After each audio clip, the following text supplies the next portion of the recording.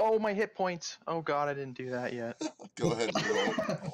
Paladin with 0 hit points. Oh, you're dead. I'll just take the flat amount. Should get me to like 20. Okay. So we'll just do that.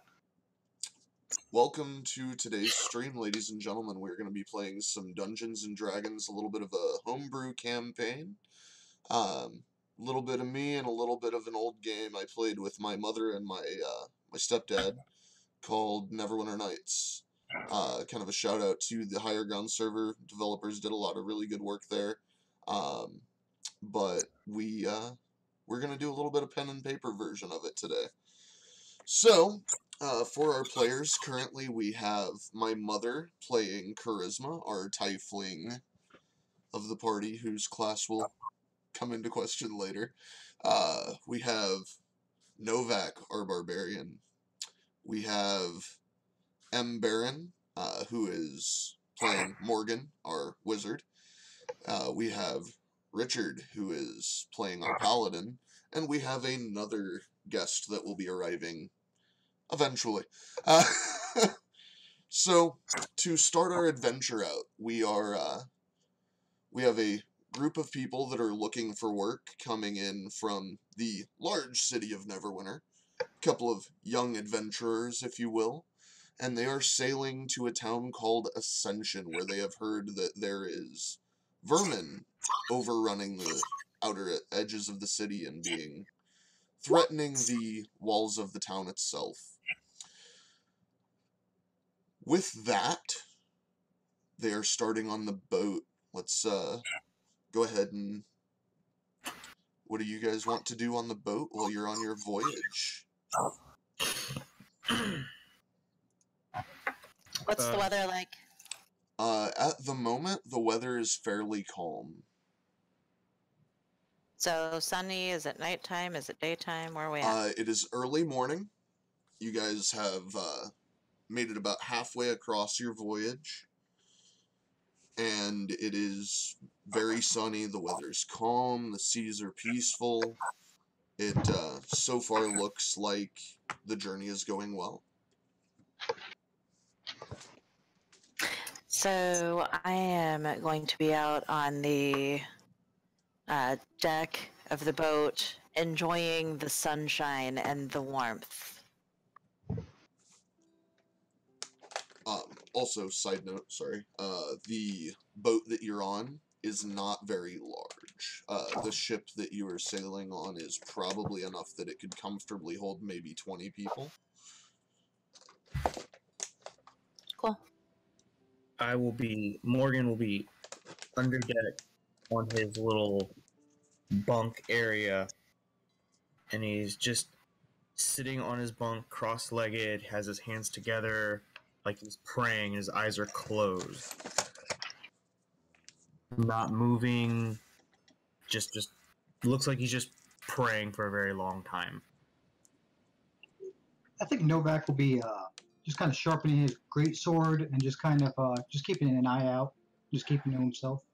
Okay. Same thing with Ocean. He's just gonna be he'll be up on the deck, but keeping to himself, just kind of staring out at the ocean, watching the waves and all that stuff happen. Alright.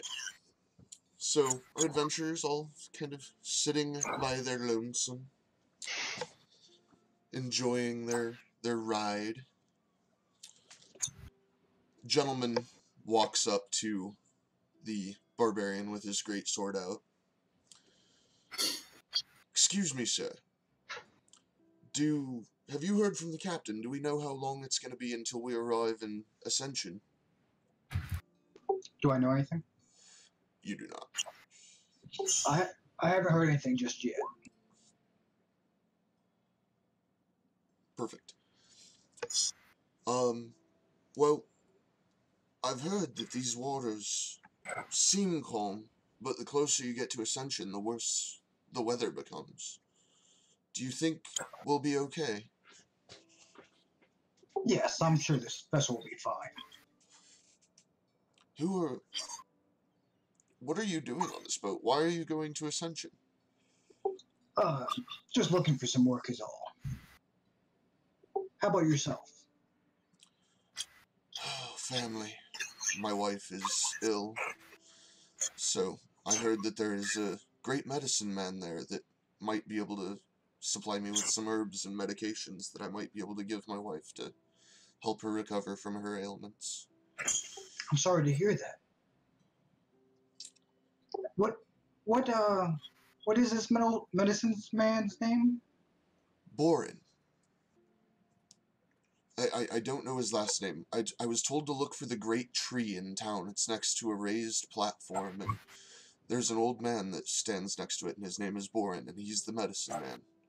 If he is in town, that is where he will be. All right, thank you. I will pray for your wife. Well, thank you. Do you know anything about the rest of the people on these boats? They're kind of unsettling. I'm gonna just scan around. Yes, I kind of agree with you, but no, I don't know them. I wonder if they're here looking for work as well, or if they're going to see the medicine man.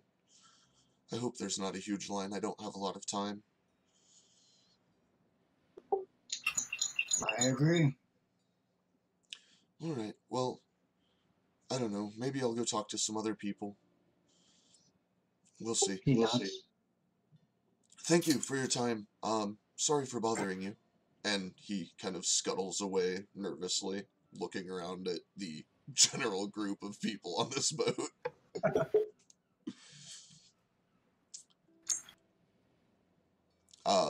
You guys begin getting a little bit closer to Ascension. The captain kind of hollers out from the top of the deck where the wheel is, and hollers down and says, "We should be arriving in Ascension in about 2 hours. If you are looking for work, please set on the port side of the boat. If you are looking to just spend some time in Ascension and reboard the boat, please be on the starboard side."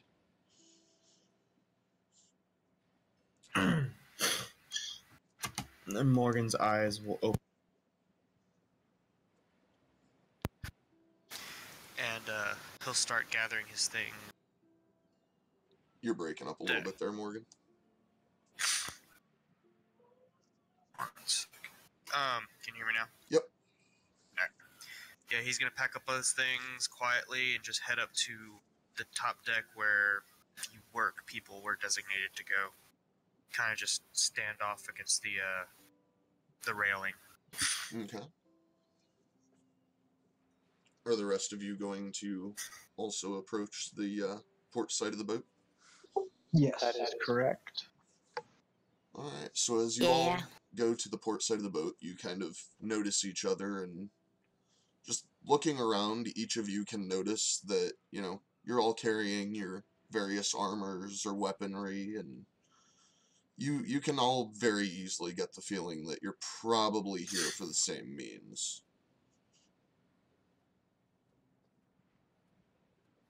Charisma stands up. You know, with as tall as she can make herself at 4'11", to make herself seem, you know, bigger than what she really is.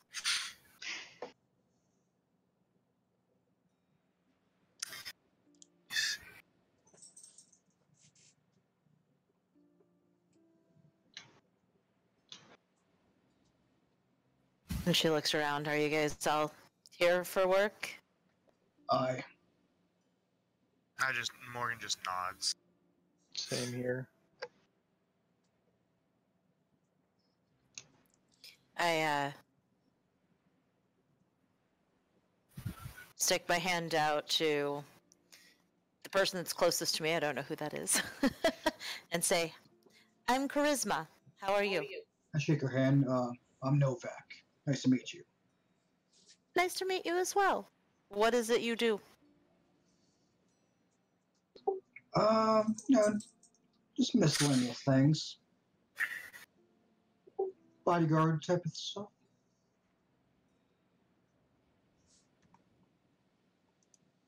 You broke up. I didn't hear what he said. Bodyguard type things.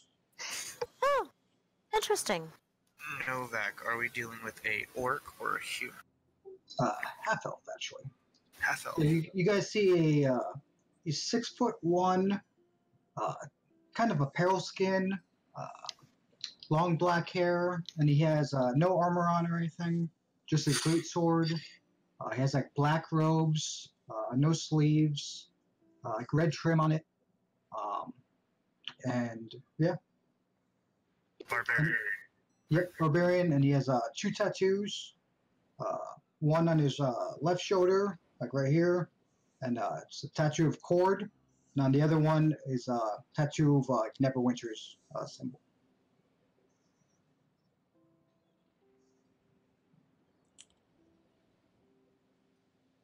Excellent. I don't have need of a bodyguard at this time, but I will have to remember you should I ever develop a need.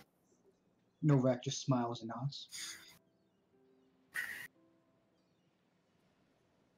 I look at the other people in the party, or in the, boat. And you? Probably looking towards you at this point, Morgan.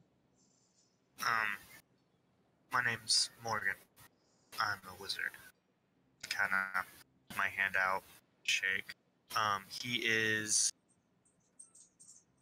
not half elf, but he has elven features. He's basically the offspring. He's like probably 1/8 or 1/16 type elf type of thing, but he's human. About 5'7", and he is wearing blue clothes, but there's ring mail that's like tied into his own clothing.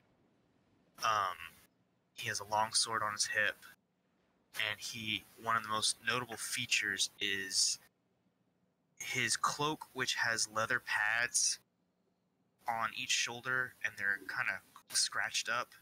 And on his neck, he has a little chain and an amulet of a red chess piece, a knight, with little onyx eyes.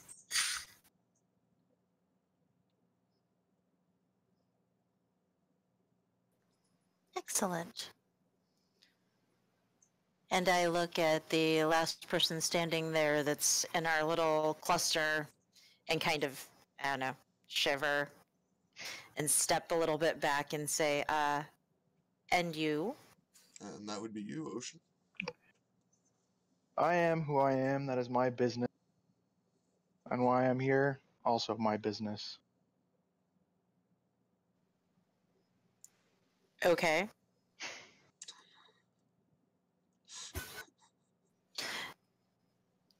I go back to talking to Novik. So!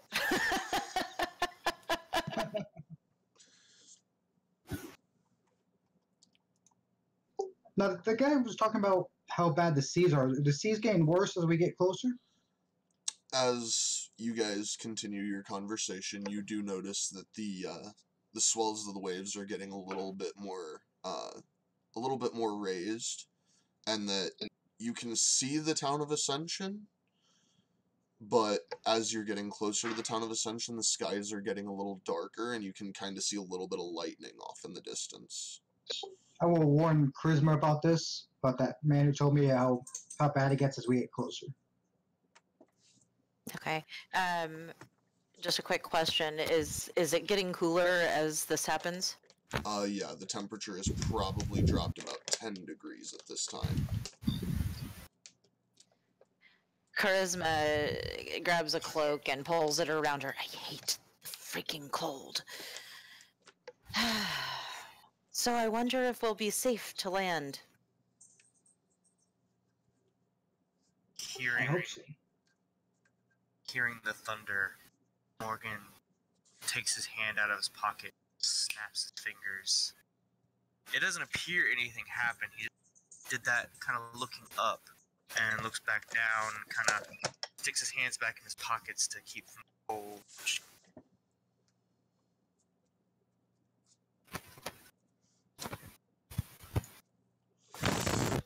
As you guys near the town of Ascension, you really start to hear the storm rolling in.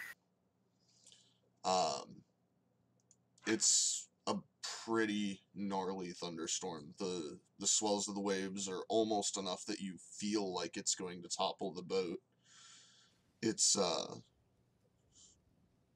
officially raining very hard. The temperature's probably dropped another 10-15 degrees. It's probably about 40 degrees at this point. As you look towards the town of Ascension, the captain says, "Hold on tight! It's gonna be a bumpy ride finishing out this journey." I think Novak will hold on to the side of the boat and also put a hand on Charisma, make sure she's okay. Morgan's going to kind of like kneel down, holding onto the side of the boat, the railing there. Okay. Charisma is going to thank Novak for the hand, and with a smirk, she's going to snap her fingers and have sparks come off as she snaps, and then turn back and look at the water. Ocean's gonna just plant his feet firmly, grab the railing, and grab the hood that's covering his head, and just hold it in place as the wind starts to pick up. Okay. As you guys near the town of Ascension, you can see the docks where you're supposed to stop the boat, and at the very edge of the docks, you see an elderly man in blue. Novak, you would recognize this as the Borin that you were told about by the other gentleman on the boat. And he stands at the edge of the water on the dock, sees the boat, and you guys all see him start moving his hands. As you guys start getting closer and closer, and the waves are getting to the point where they're sloshing up over the sides of the boat, and you're honestly terrified that this boat is going to come down. The storm parts just around the boat. The rest of the storm itself is still there. And you can still hear the thunder, you can still see the rain, but in a very centralized location around you, the rain has stopped landing on the boat and the waters have calmed. The boat safely makes it to the dock, and as it's tied off to the dock itself, the rain starts falling again. The old man stops moving his hands and slowly walks towards the large gate at the opposite end of the dock. Sitting on the boat in the docks, you look around. You see a large stone building right in the center of this area. Several guards standing around it. You see what looks to be a tavern to your right. And to your left, you see what looks to be maybe a smithy, maybe a forge. And then past the forge and past the large stone building, you see large walls with a large gate.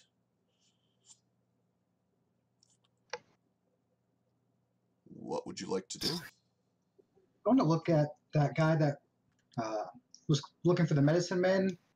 Is he at the front of the line, or where is he at? He is eagerly waiting to be told that he can get off the boat. You can see him kind of looks like he's about to pee his pants. He's so eager to get off this boat. I'm gonna just keep an eye on him, make sure he gets to where he has to go. Okay. Ocean's gonna just jump right off the boat. No questions asked, no nothing, and head straight for that tavern. Okay. Has the captain given us permission to leave yet? He has not.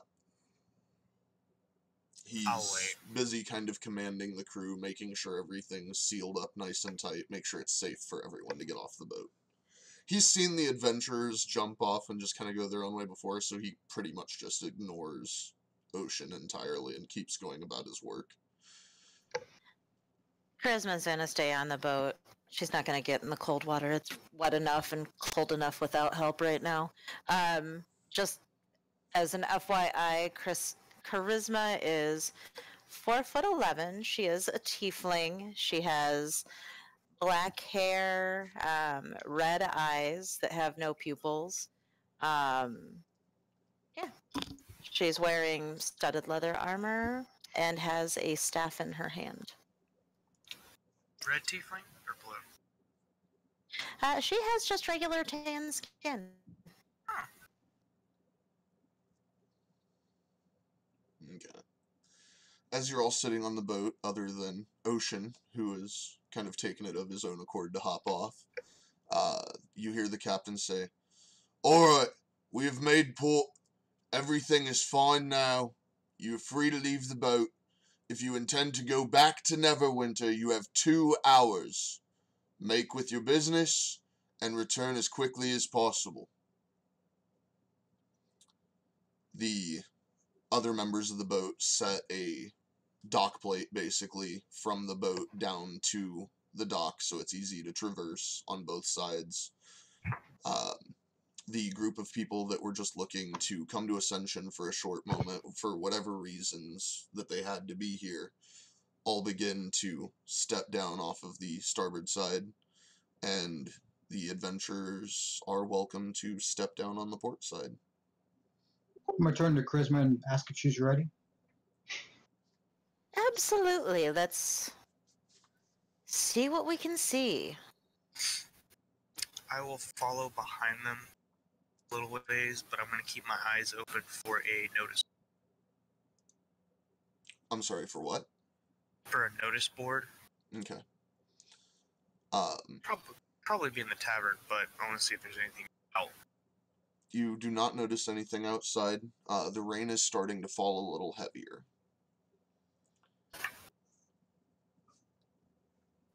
He broke up a little, Cody. I'm not sure if you understood what he was saying. He was looking for like a job notification or help wanted signs or whatever. Right. Nah, there's nothing out there. Yeah, Morgan's gonna head for that tavern. Okay. I think the tavern is a good idea. I turn to Novak and say, shall we go get a drink and get warm and out of this horrible weather? I could use a drink. Let's go. So, as the three of you approach the tavern, Ocean has already made it inside. Ocean, what you notice when you walk inside is a very warm, kind of cozy little place. It's not very large. It's just kind of a very small 2-story building. Inside the bar, you see 5 or 6 tables. You see a dwarven bartender standing behind the bar, just kind of almost angrily washing this cup. Like, he's got a very large disdain for this particular cup. There are no other patrons currently inside the bar, inside the tavern. And all the tables are open. I'm gonna walk over to the bar and motion to the dwarf. He kind How you of doing, sir? looks at you and grunts. "Oh, getting awful tired of this rain. I hate rain. Why has it always got to rain? What can I do for you? What do you want? What do you need?" Well, come here looking for work. What do you got for me? "Oh, Lord. Another group of adventurers coming in looking for work. Let me guess, there's more of you outside, isn't there?" Probably. A couple more on the boat when I got off, I imagine. He turns around away from you, grabs a tankard of ale, sets it on the bar in front of you, and says, "Well, I don't like giving this speech more than once to any new adventurers coming around here. Just hold tight a minute, wait for everybody else to get in." Alright then. I just grab the tankard and just start sipping it, making sure to keep my hood over my head. Okay. Just a few short minutes later, Charisma, Novak, and Morgan all manage to make their way through the door, soaking wet at this point. And you guys see Ocean sitting at the bar again with the angry dwarf, wiping the mug furiously. Yeah, I'll sit next to Ocean. I'm going to go to the counter and not sit and just ask for a glass of ale. Morgan kind of dries himself off at the entrance, trying to like squeeze out the water out of his robe, water out of his hair before he goes to the opposite bar, kind of on his own, but he's just keeping his eyes peeled for everything. Okay. Cody, actually, just side note, do we have any money at all with which that I can pay for the drink I just ordered? Because if not, then I'm not ordering one. No, you are all flat broke. You have used the last of your savings to get on this boat to come here, which is why you're looking for work. You are early adventurers and desperately could use the cash. In that case, I'm gonna go stand by the fire. Okay. So, the bartender kind of looks around. Alright, well, since you're all gonna die anyway, come on over here. One free drink for everybody. If you manage to live, come back, buy some more. Always appreciate the business. But, and he kind of starts angrily slamming cups down on the bar, grabs a cask, and this little stout dwarf, man, he picks up a whole damn cask ale, pops the cork, and literally just kind of runs it in a line across the cups, and then slams the cask back down, puts the cork back in the top. And you can tell he's probably done this a lot, and really does not seem to like any of you, just baseline. Excellent. Thank you so much for your hospitality. Only the best in Ascension. So, I I'm presume sure. you're all here looking for work. Yep. That's right. Kind of take the drink and give a thank nod. Well, if you're here for work, I recommend you finish your drink to warm up. And then if you move past the bank over there, the very large building with the guards, and walk kind of around and past the smithy, and go up to the gate, just let the guards know you're here looking for work, let them know what you do, what you're good at, and they'll direct you according to what they need. Do you all work together? Are you a group? Does it pay more? Well, it depends. It always pays better if you live. And why wouldn't we live? Look, Missy, I don't know a lot of the things that happen around here. I tend to try to keep my head down, keep to my bar. But the reality is, not a lot of people that come here to help for work, adventuring sorts, tend to make it out. There's lots of nasty things that don't very much like people. Especially not people that come and try to cause problems. Oh, so it'll be just like home. Novak's gonna look I at give a the faint whole smile. party and be like, yeah, I'm sure we can work together. Morgan nods. Well, there's safety in numbers. Maybe you have a chance. There's more of you together than there usually are. Normally only see 2 or 3.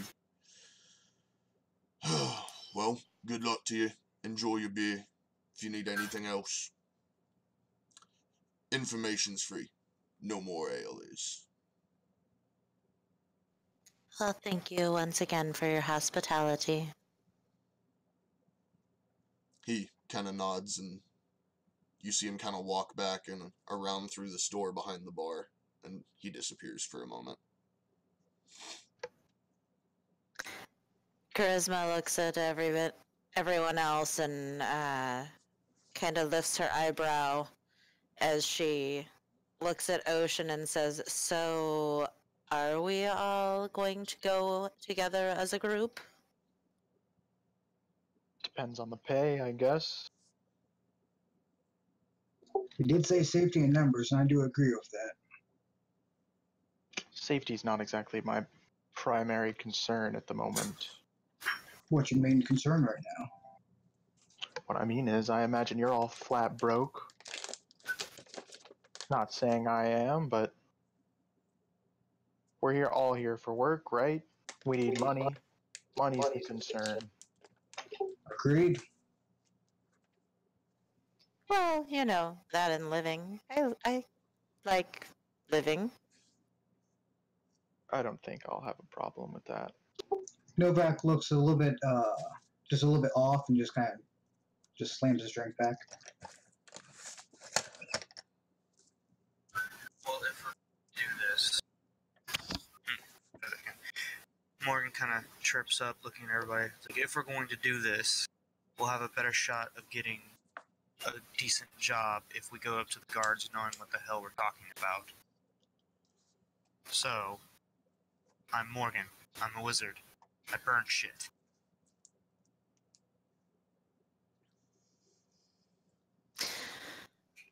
Charisma sighs and says, I'm Charisma. I just make things happen. I'm Novak. I use this sword. I take care of things. You're all so I like you.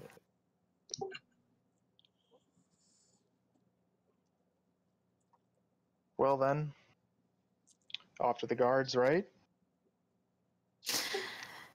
Charisma downs the rest of her ale and says, okay, I guess I'm as warm as I'm gonna get before we go back out. Let's go. Sounds good to me. As you guys exit the tavern and begin walking in the direction that the bartender had spoke of, you see the guards off in the distance, and just with almost surprise, you see a half-orc go sprinting from the smithy to the gate, and the guards, without even stopping, open the gate and let the half-orc sprint through. Martin, if you would like to describe what they see of this half-orc sprinting. So you see an enormous half-orc bordering, very much leaning towards the orc side of the patronage. He essentially bounds on all fours, kind of like a gorilla to an extent, kind of moving between all fours and 2 feet. And as he approaches the gate, just hollers, and the guards just kind of sigh and let the gate through for him. He's barely clothed and is probably running with a relatively large pack on his back. That seems kind of obscenely overloaded, I would expect.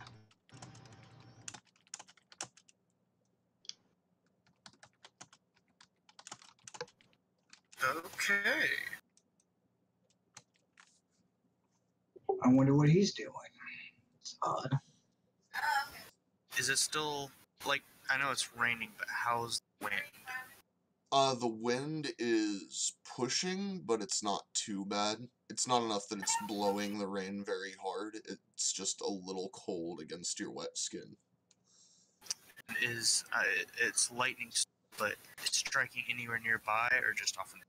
Just kind of off in the distance. It's mostly you can hear the thunder, and you can kind of see the lightning in the distance. It's just really dark up above you, and it's definitely raining. Is he running towards the boat, or is he running outside of town? He was running from the smithy through the gate where the guards are that you were directed to talk to head into the town of Ascension proper.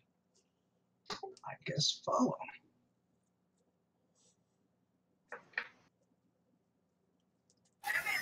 So as the group makes it up to the gate, the guards kind of stiffen up for a moment, realize that, very easily by looking at you and seeing what you're wearing and what you're carrying, that you're adventurers and here for work. Aye. Yep. All right. The, Well, the kind that pays, yes. at the moment, Boren would be the man to see. If you go into town, follow the road, take a right, head towards the east. You'll see a large platform. There will be a tree. Boren tends to stand under the tree. It's good cover from the rain. Talk to him. He'll get you settled. Who is the man that ran through the gate? Oh, the half-orc? Yeah. The who? The half-orc. That'd be Grum. Does he live here? Yeah, he took some time and was, for lack of better means, domesticated by Boren. He's good people. Not the sharpest tool in the shed, but he's good to have in a pinch. He helps kind of maintain the area around town. Interesting. Okay. Boren, you say. I look at everyone else, shall we? Yep, I'm ready. Lead the way. Thank you for your time, sir. Be safe, don't die. And they open the gate. Upon opening the gate... I have no intention of dying. Upon opening the gate, you look in and you see, for the size of the walls, you're kind of surprised. It's a rather small town. You will be coming in from the south entry over here, where the blue ping is.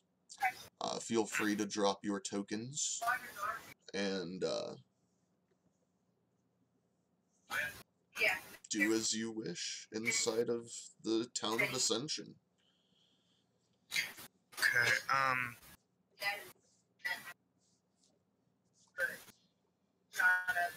I'm going to snap my fingers and 30 feet above summon, good old Nick. And I'm basically going to have him fly around, do a nice little, like, pass by to give me an overview of where I'm going. Okay, I'm gonna see if anybody noticed Nick up there, because I'm summoning him straight above me, and he's just gonna dart off. Everybody go ahead and roll perception. See if you notice Nicodemus. Nope. Oh shit! Somebody did. Charisma and Nat Novak 20. both notice that as you snap your fingers, they kind of look around, and just out of the corner of their eye, they notice Nicodemus go screeching off across the town of Ascension. Look at that. Interesting. Would Charisma have, I mean, like, in her travels, knowing where she's from, would she have seen people that had been able to do that? Would she understand what that, you know?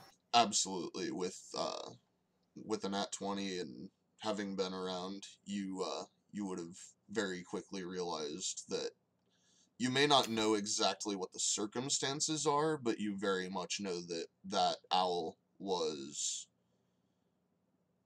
directed by Morgan's character. Okay, so I would turn to Morgan and say, "You have a friend." You can say that. He's my familiar. Nice. Excellent.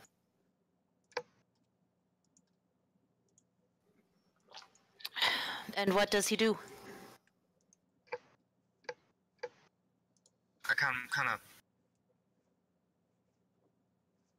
of at a loss for words, because I know she's been the most talkative one of the bunch, but I didn't expect the sudden interest. He scouts for me. He delivers packages, and in a pinch can help me in a fight.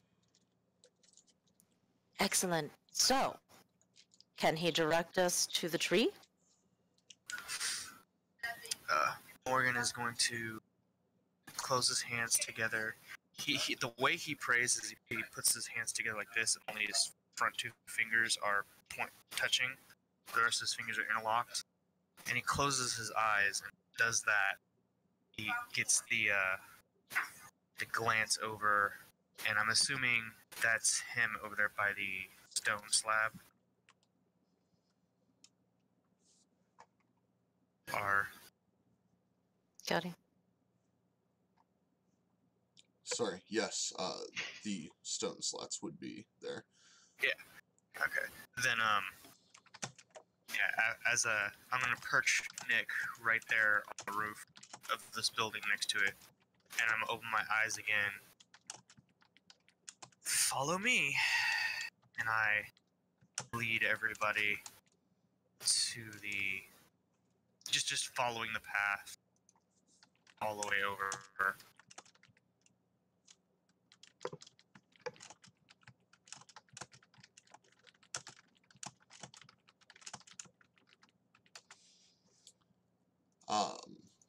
Nice trick.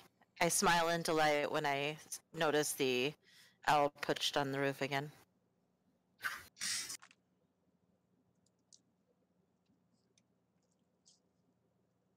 Okay. So as you guys approach the large tree, and unfortunately, I forgot to actually put the tree. Sorry about that.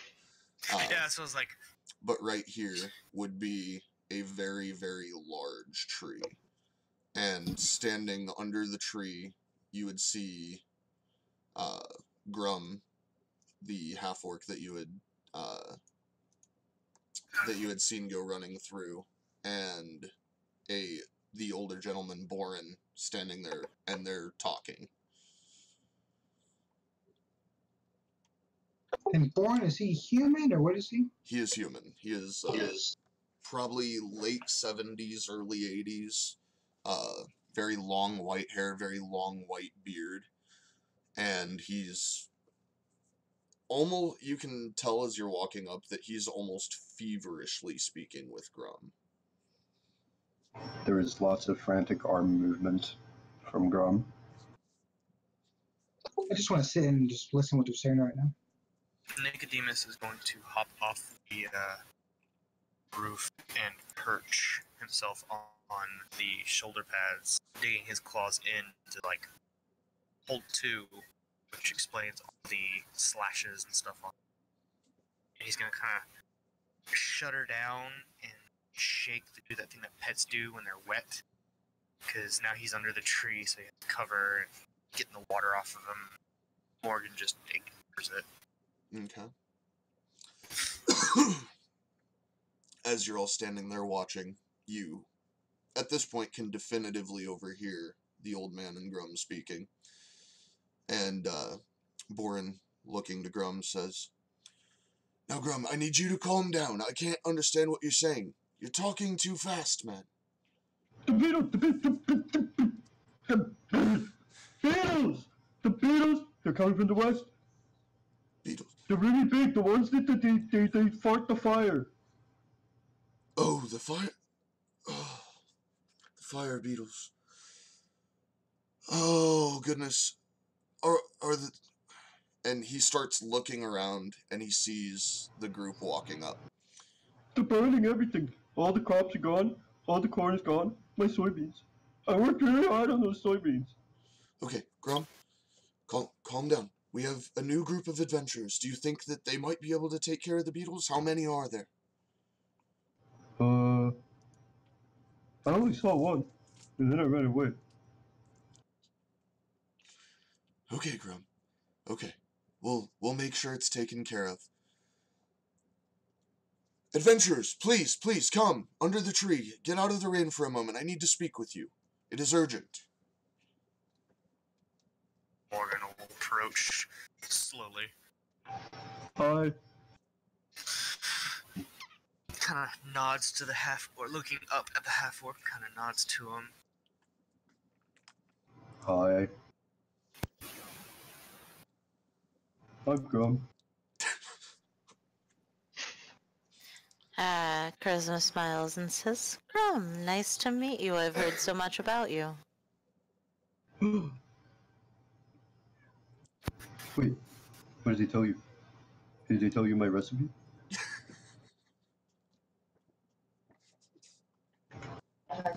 My recipe.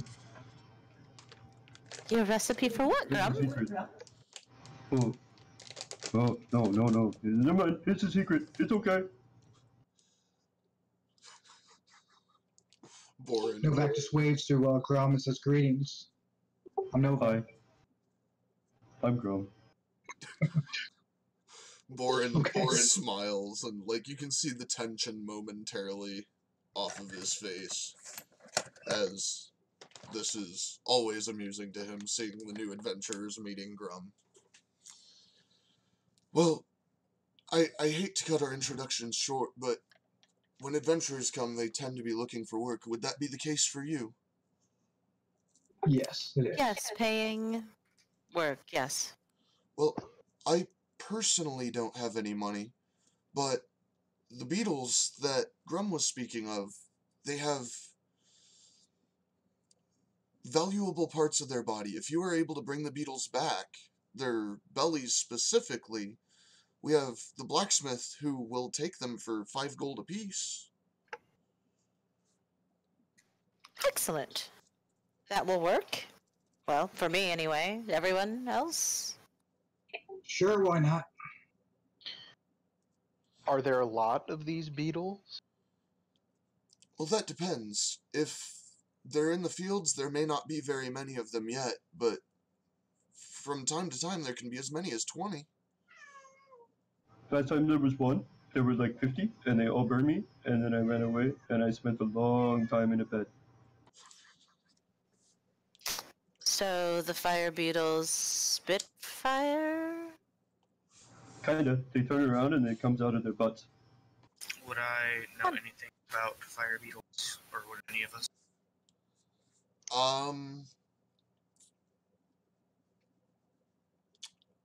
I would say, do any of you have proficiency in nature? No. That's a negative. I would say you may have heard of them, but you probably don't. Worth a shot.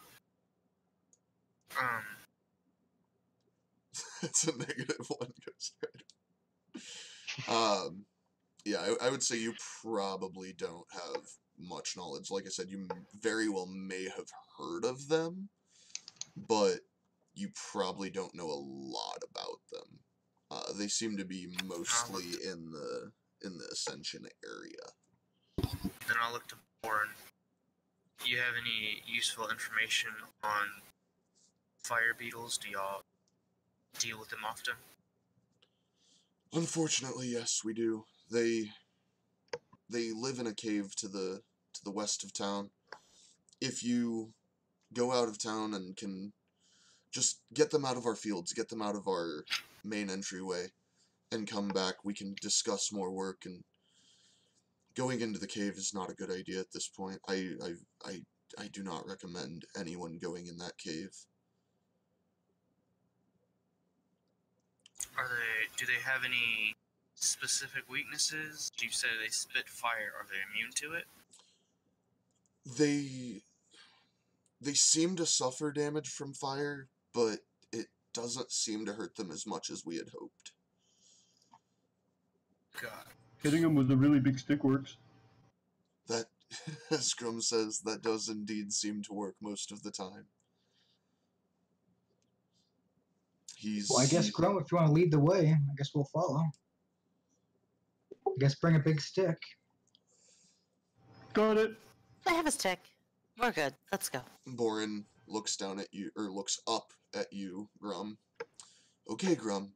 Now you know, take care of them. We don't want our adventurers dying on their first job helping us. Not like the last few times? Exactly. Okay, I'll try. So take good care of them. Can I do an insight check to see if they're fucking with us or not? Absolutely.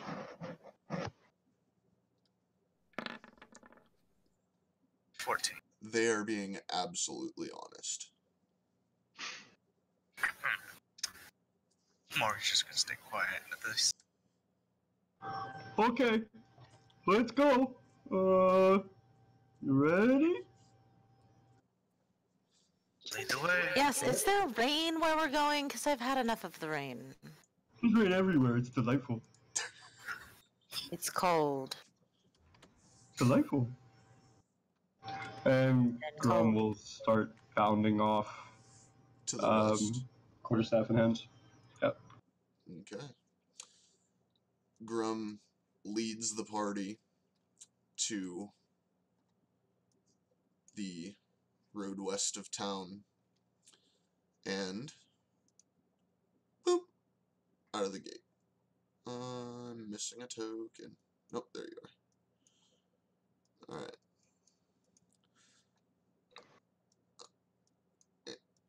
There we go.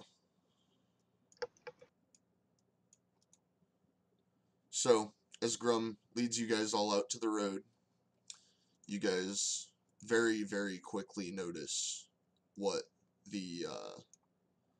what Grum was speaking of, and see 3 fire beetles directly in front of you, just decimating the grass and everything. Just, they look like they're just burrowing into the dirt and getting smaller bugs, smaller insects. These things are probably 3 feet tall, standing on all 6 legs, and very, very large around, about the size of a very large shield. And they are all very bright red. They do not seem to have noticed you yet, as they are busy burrowing. I want to send Nick up in the air again and have him pass, see if I notice if they're more or not. As Nick is making a pass, you do see a few more fire beetles scattered throughout the distance. So I close my eyes, praying. I open them back up. So there's 8 total. There's about 4 more beyond the road up here. We could probably take care of this. Move on to the next.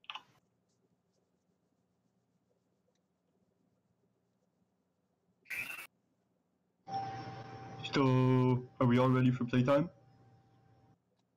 Let's rock and roll. Let's go. Okay, so, what kind of, things do we do? Because last time I took adventurers out here, one of them burned me right in the butt, and then, when I turned around to see what happened to my butt, I got burned by a fire beetle, and I'm not okay with that. So, if you guys could, just aim at the fire beetles, that would be appreciated. But do you, are you all gonna stand back here, or? Grom, I have a question.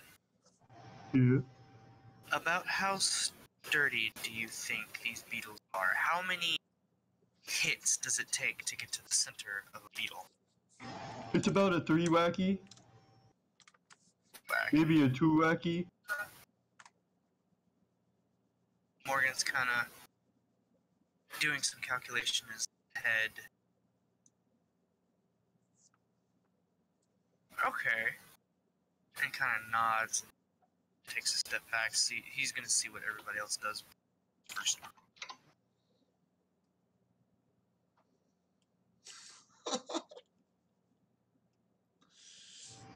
I mean, I am going to. I am going to get tired of standing around and cast Eldritch Blast at this one here. I think Cody just left. There it is. Yep, sorry about that. About 10 seconds until it's loaded up again. There you go. Alright. Yeah, sorry about that, guys. Technical difficulties, gotta love it. So which one were you throwing an Eldritch Blast at, Mom? This one The here? closest one. Alright, go ahead and make your roll.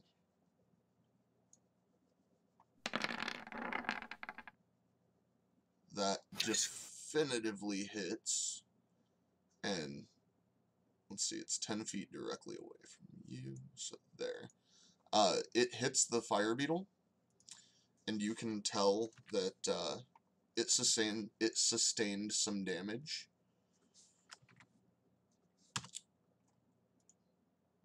But it still looks it's pissed off now. I guess Novak will go next. Okay, I guess it's playtime. And you run at that beetle that was just hit. Alright. Feel free to make your roll. And he's going to rage as well. Okay.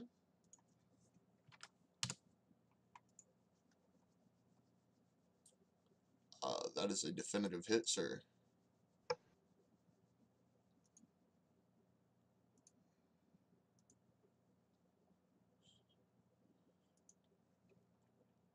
Very nice. The beetle takes the hit, and at this point you bring your greatsword down into it, and you manage to successfully chop off a couple of legs. He's not looking too happy now.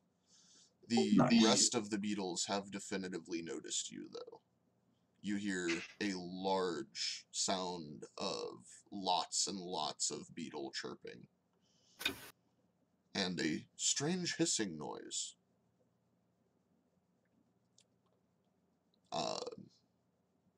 Everybody else, go ahead and take your turn of surprise, and then we'll roll initiative. Grum is going to duck off to the right, and You're not Oh, audio coming. sorry. He'll duck off to the right, swing his staff over his back, and then some may have noticed that he has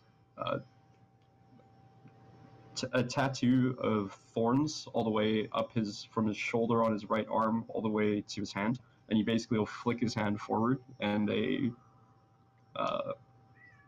whip of thorns will actually extend out of his hand toward the beetle. Okay.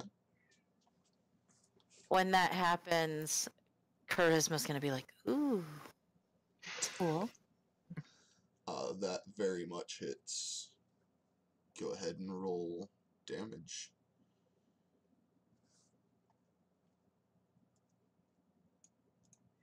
And he'll pull that beetle 10 feet towards him. Alright. You successfully pull that beetle closer to you, and it sustained the damage from your thorn whip. Morgan, Ocean? Ocean's gonna just run up here, taking his sword and shield out, and he's just gonna take in the two beetles that are sort of in front of him and just get ready for anything that might happen. So do you want to hold your action to attack a beetle that comes near you? Yes. Okay. Noted. And Morgan, that goes to you, sir. I place my hand. Okay. So, stuff.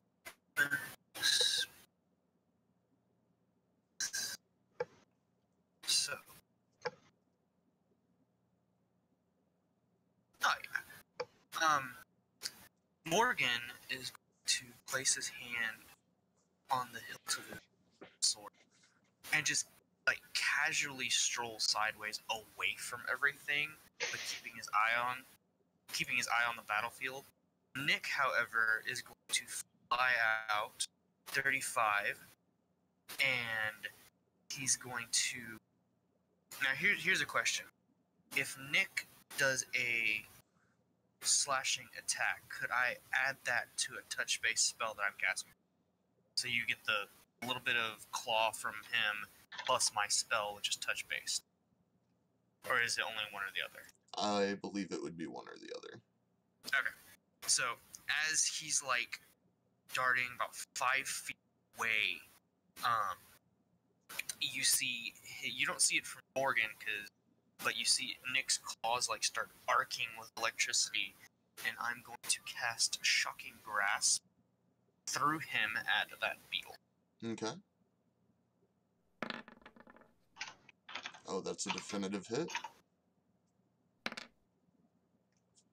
Wow. You,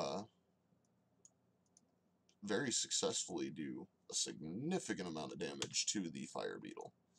And then I'm going to cast D5. Nick is going to zip around behind Grum here and kind of just like he's using like getting in between, using him to cover. Okay. All Very right. smart bird. That was a very good round of surprise. Now, if everyone will kindly click on their token and then roll initiative.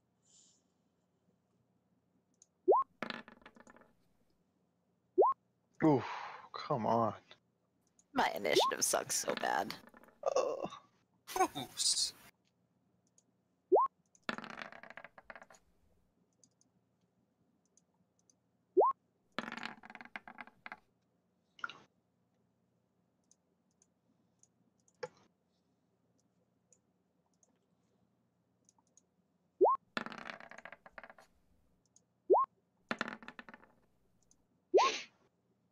Jesus. Ugh. So many. I love it. You guys wanted a challenge. Click the button. Alright. Let's make sure I got them all. 1, 2, 3, 4, 5, 6, 7, 8. Perfect. Alright. Top of the turn order is Morgan. Okay. I'm going to send Nick. You said we heard the beetles chirping, but there was also a weird sounding hiss, correct? Yep. Did it originate from the beetles, or was that originating or did it seem like it came from?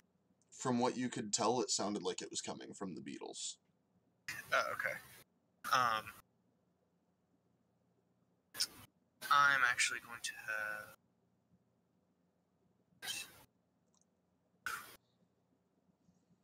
Nick's going to zip around to right here, which was track of shift 40.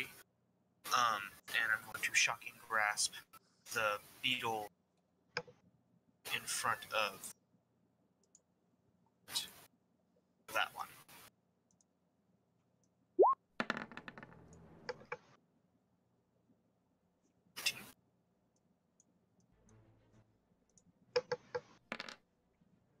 Six damage. And then Nice. And you hit this one here? right here. Yeah, that one. And then he's gonna zip on out closer back to me. Fantastic. You have successfully slain the first beetle. Excellent. First blood. Good. And it was the bird of all people. Is there anything else you would like to do with your turn, Morgan?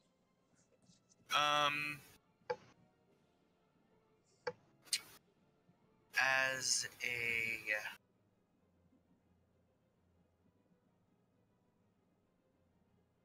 for right now, no. For right now, I'll end. Okay. So next is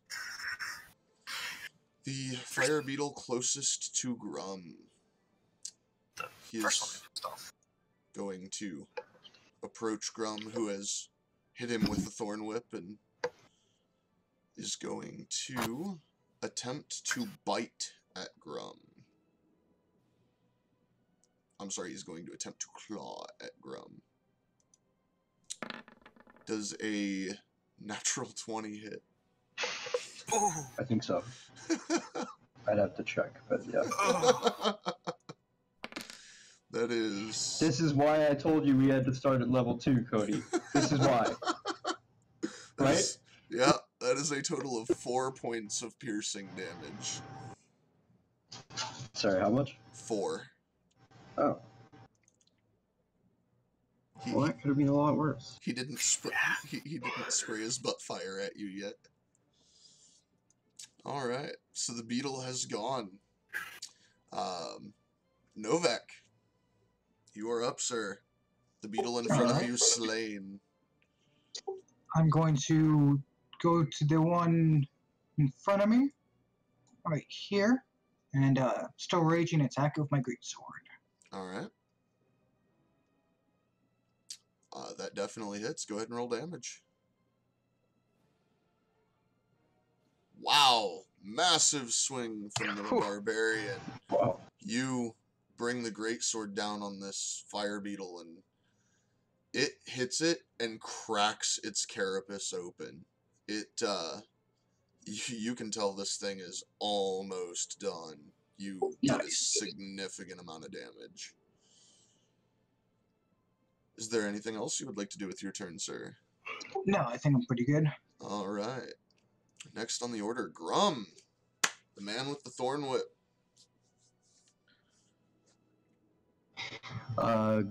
Grum is gonna look down at the gash strewn across him, and he just kind of freezes for a second, and then lets out a little scream, and as he does, his entire form shifts into that of a brown bear.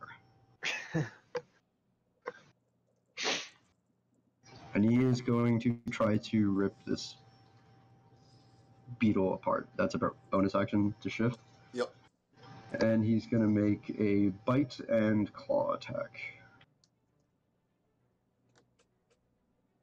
Go for it. Which I think I just broke.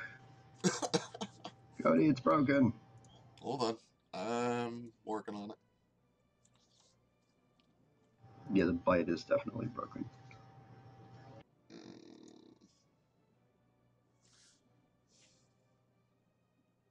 What is your strength?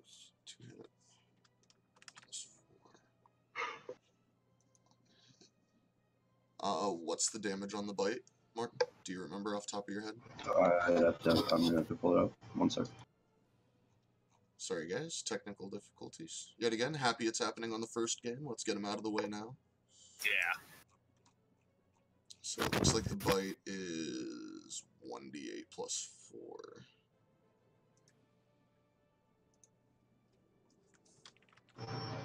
Indeed.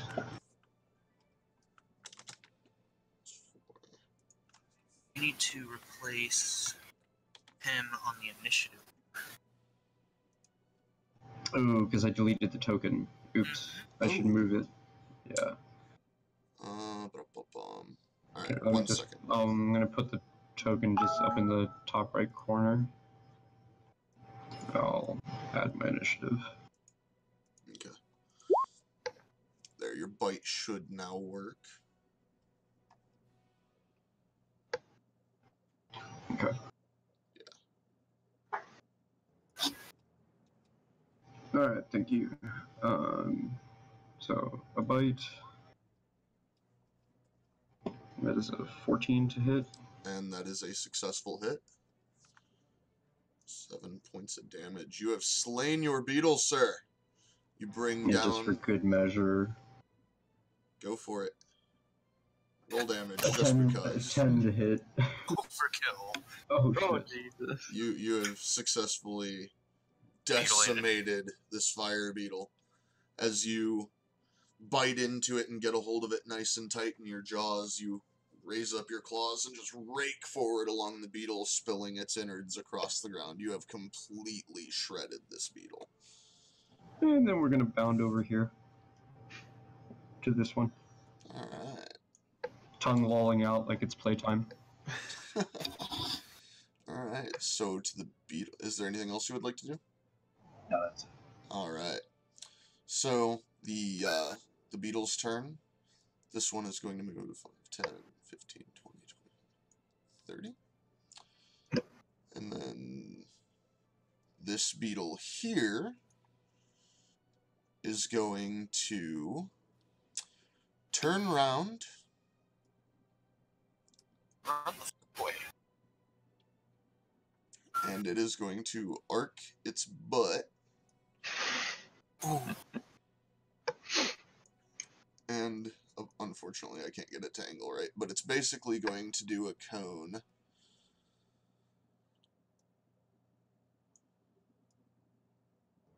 Like so. And it is just going to clip the bear and the paladin. If I can get it to actually do things here. Alright, does a... oh, nope. Yep, that's a thing.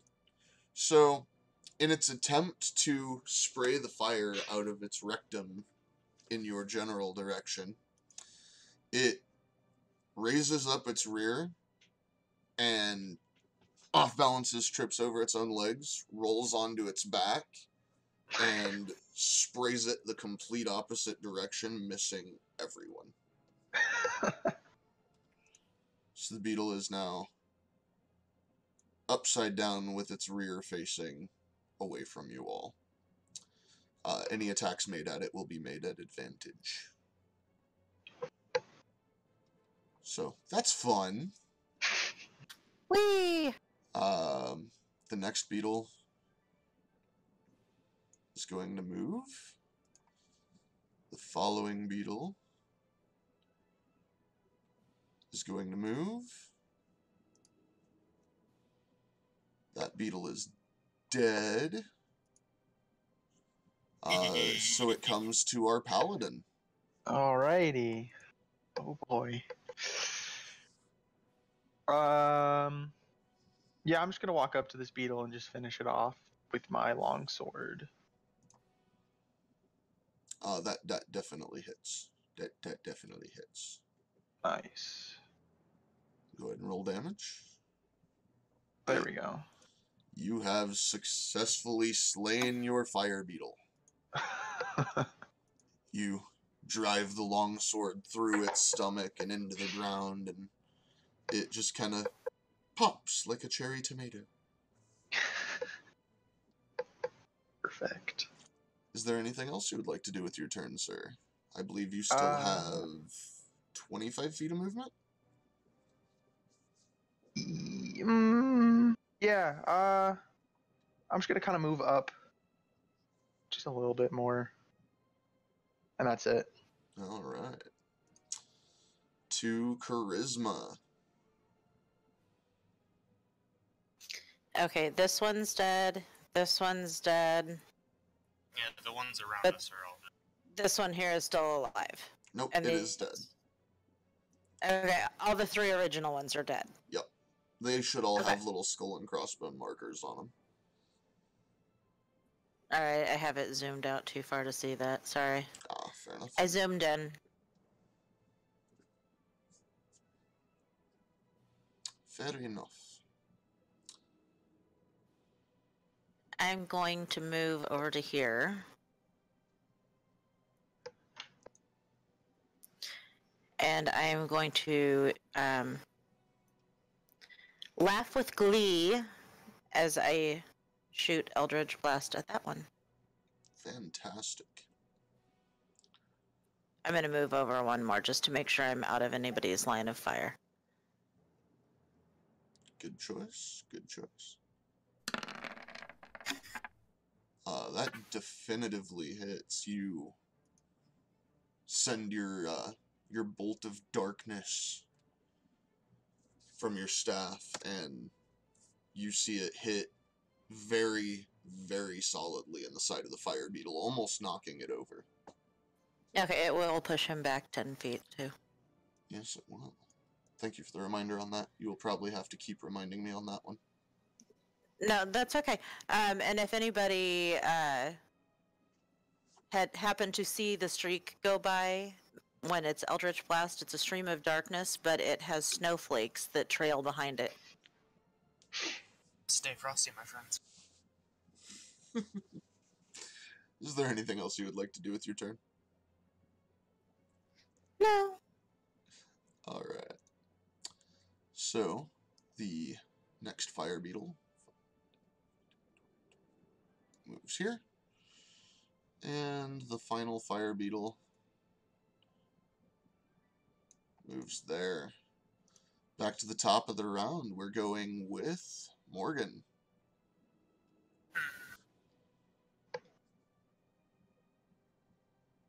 You know shit's about to happen when Morgan starts measuring the fucking battle.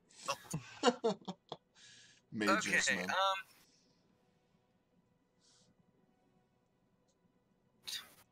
Damn it. Okay,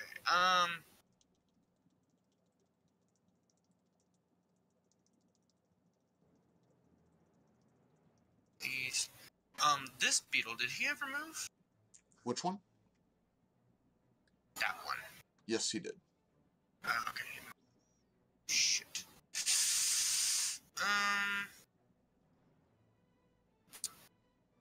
Continuously walking, just ever so calmly, up some bit. Going to take a pop shot at old boy right there. Okay. Up a little. So I'm not. Yeah, I'm going to take my finger out of my hand out of my pocket and aim it in a gun motion, kind of using thumb measure targeting, and I'm gonna hit firebolt. That is a definitive hit. Firebolt screeches from the tip of your finger, flying across the battlefield, and smashes into the fire beetle.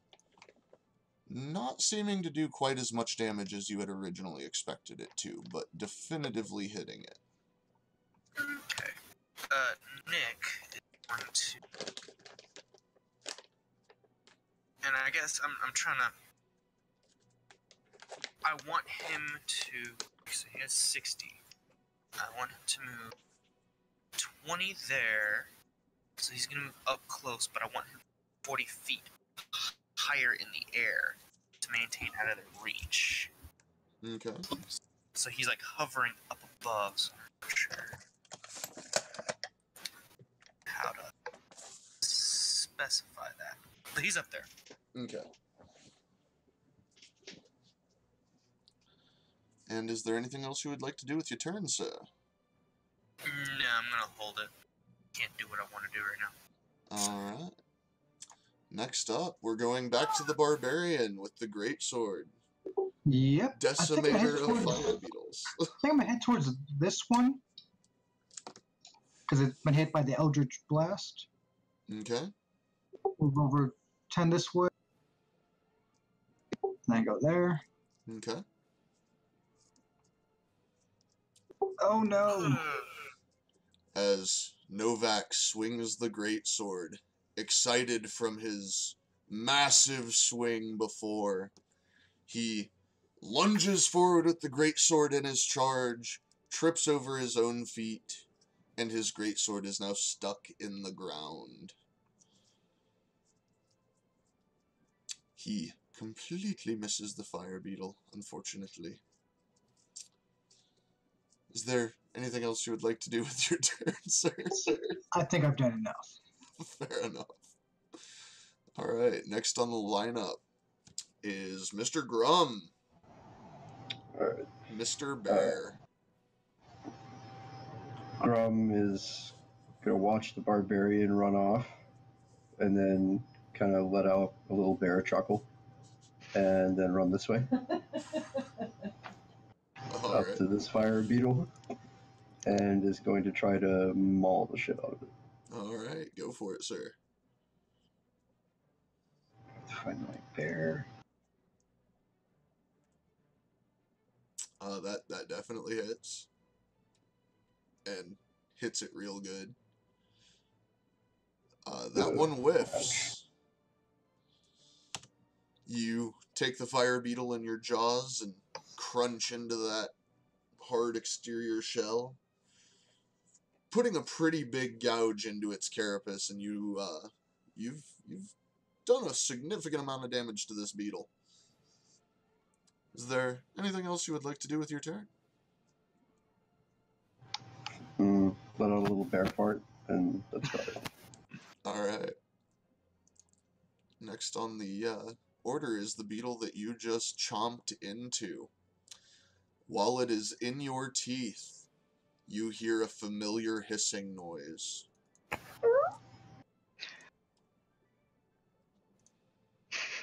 The fire beetle proceeds It's like a fireball. to fart fire at you. Does a 17 hit? Oh, yes. Alright, go ahead and make a dexterity saving throw.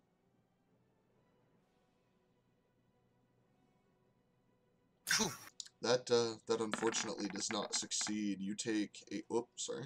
Wrong button.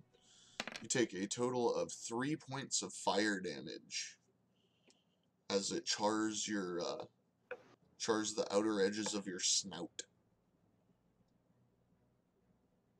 Not the nose.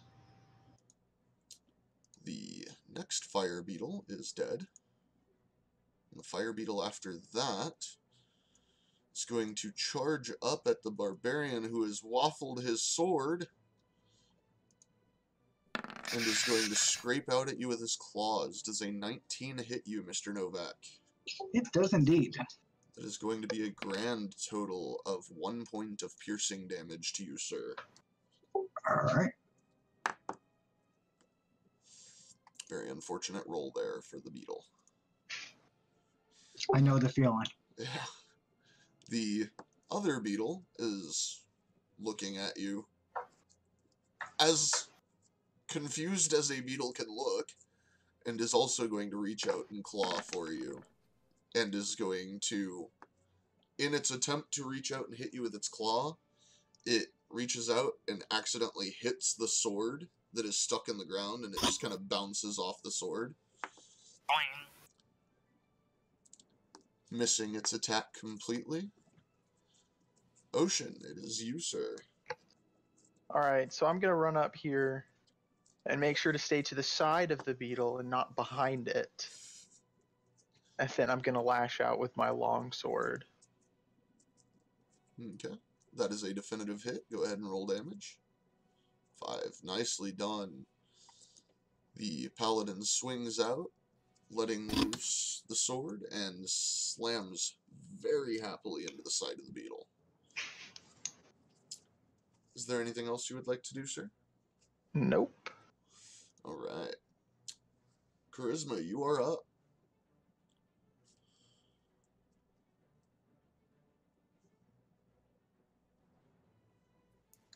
I am going to sidestep again. 5, 10, 15, 20, 25, 30 to here.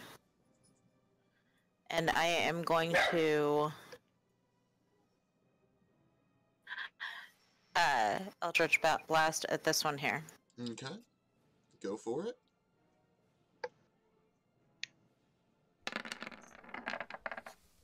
Wow! Ooh. You obliterate that fire beetle. It explodes in a puff of flame and smoke. I'm going to hop up and down for a minute and say, ha ha ha! Thank you, Antandias! Very nice. That's all. Alright. Very well done. The next fire beetle moves here. And the last fire beetle on the turn order is going to come over here, and he is going to turn around and raise his behind, and is going to attempt to spew fire at you. Does a 15 hit the two of you? No, it does not hit me. Okay. Yeah, 15 hits me. Alright, Novak, go ahead and roll a dexterity saving throw, please. And I get it with advantage, right? For danger sense? Yes, danger sense. Good point.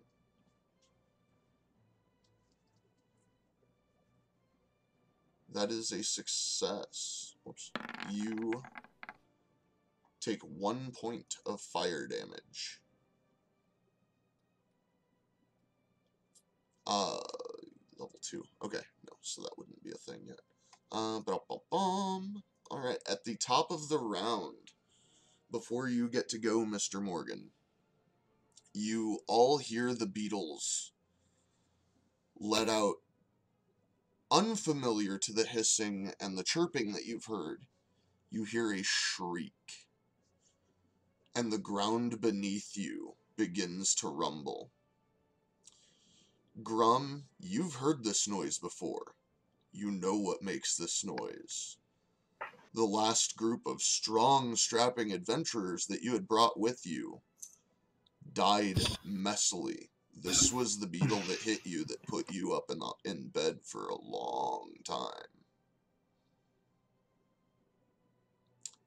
This is not good.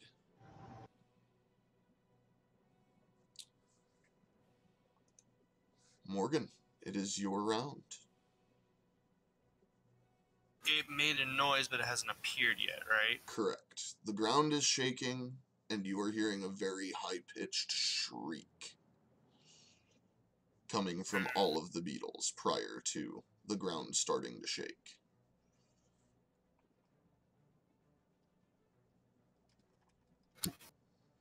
I am going to...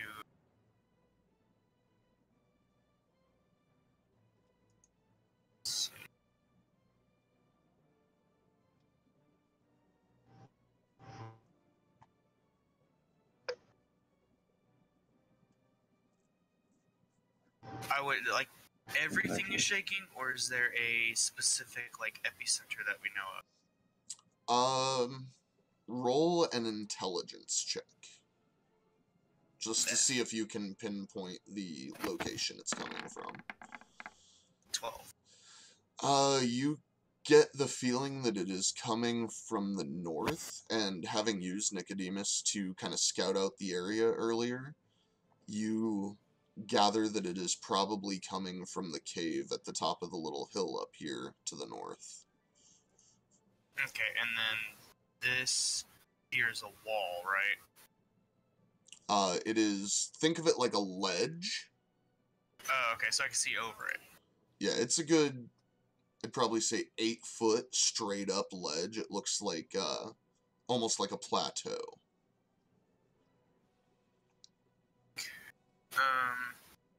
Okay,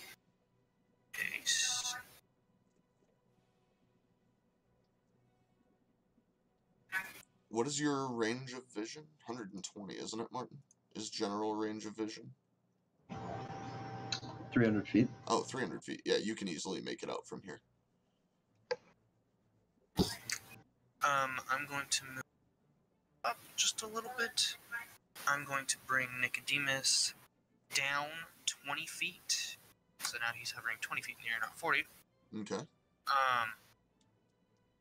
And then he's... Send him... Send over here to this... which is his whole movement. I'm going to put him on alert to keep an eye out for things. I'm also going to withdraw this magical rod that I have strapped to my right leg, and I'm going to...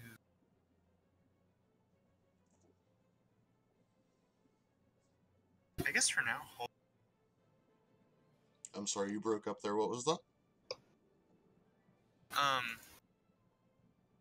I'm gonna go ahead and fire at this guy right here. He's already taken damage, right? No, he has not taken damage. The ones that have taken damage would be this one here and this one here. Well, then I'm going to... I will... Oh, should rumble. Yeah, I'll just shoot back at the same one I fired at. Okay.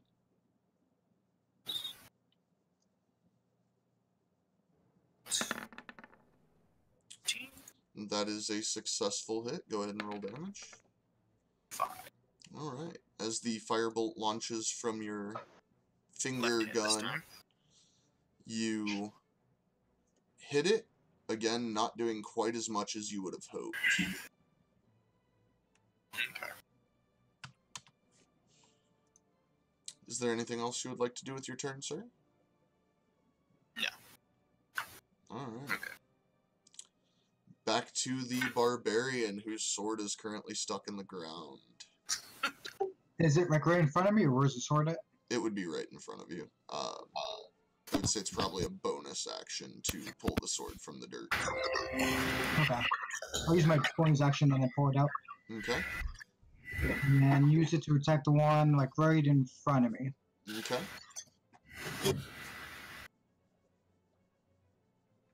That is a definitive hit. And that is one dead fire beetle. Yeah. Awesome.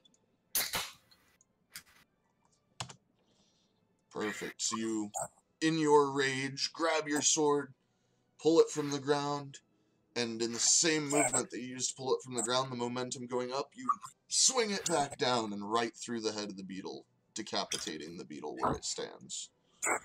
Awesome. If I move at all, would the one behind me get attack of opportunity? Yes, it would. I think I'm still gonna move. Okay. So, for its attack of opportunity, I presume an 18 hits you. It does. You take 3 points of piercing damage, reduced to... For sake of argument, we will say 2 points of damage due to your rage. Okay. And that's it for me. Alright.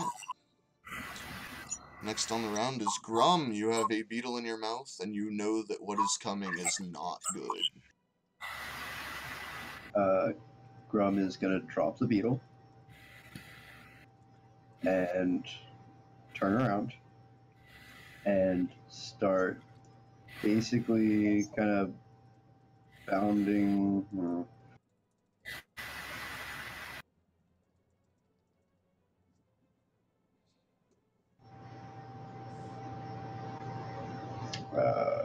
No, okay, he's going to try to finish off this beetle Okay. first.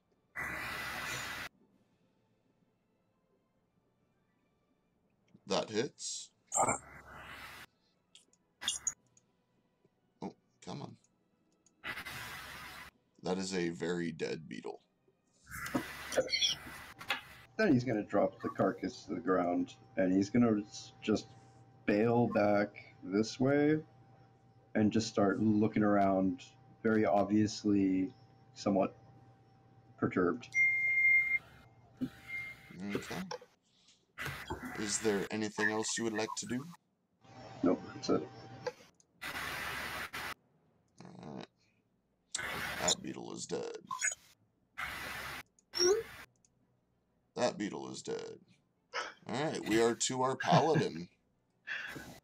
Alright, so I'm just gonna step over here and attack with my longsword again.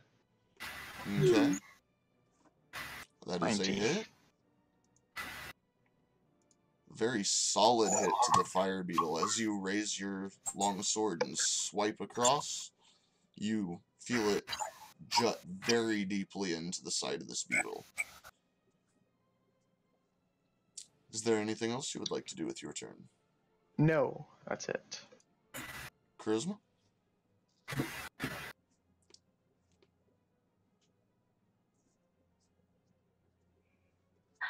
Charisma is going to 15, 20, 25, 30, move this away and send an Eldritch Blast to this one. Kind of, I don't know, on the way over here, trying to figure out what the bear is looking for. Okay. That unfortunately misses. Your streak of darkness and snowflakes goes whizzing off into the distance. That's okay. Was too preoccupied with the bear. Anything else that you would like to do? Not right now. Okay. So, this beetle is going to... 5, 10, 15.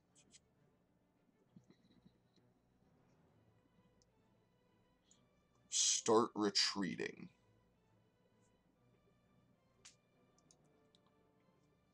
As will that beetle, which you get an attack of opportunity on should you decide to. Ocean? Absolutely. Let's, there we are. That 11? is a miss, sir. God damn. Oh well. Alright. So the beetle has successfully bailed. Back to the top of the round. You all notice that the beetles are bailing. The earth rumbling is getting louder, and that shrieking that you heard is also increasing in volume enough that it is almost, like, it feels like it's going to blow out your eardrums. Morgan, you are up. So even though they've all bailed, we're still in combat? At the moment, technically, yes. Okay. So, how badly hurt is this one? Or what does it look like? It's looking a little beat up. It's got a pretty good cut in the side of its carapace. Hmm. Hmm.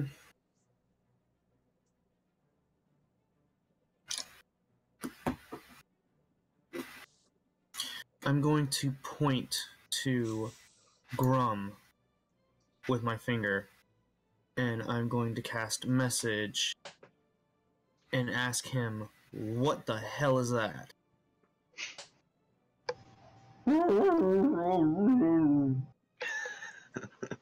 I'm a bear.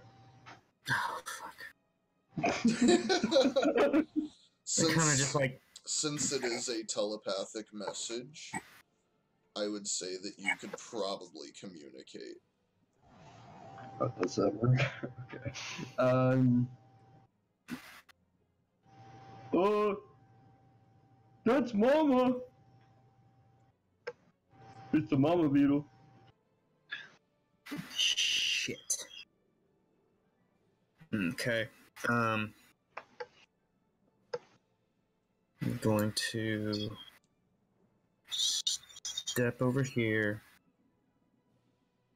And yeah, I'm not much I can do. I'll just ready myself. Okay. So we are now back to Mr. Novak the Barbarian. I think I'm gonna run up and try to finish this one before I can run away. Alright. Give it all.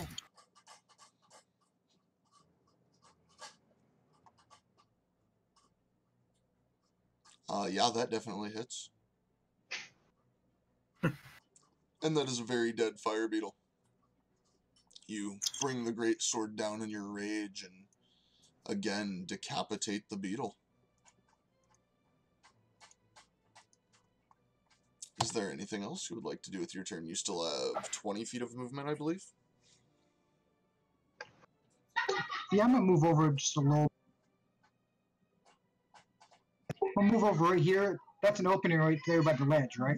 Yeah, it's kind of like a natural ramp going up onto the plateau. Okay, I'm gonna just wait over here where I'm at now. Okay. Grum, you are up, sir. And you are all technically out of combat, but we're going to keep the turn order just to kind of keep things simple. Counting 35 gold in case anybody else is paying attention. You have to bring it back, though. You do have to get it back.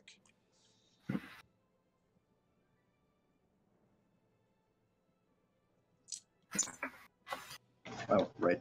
Grum is going to blur back into his half-orc shape. Okay.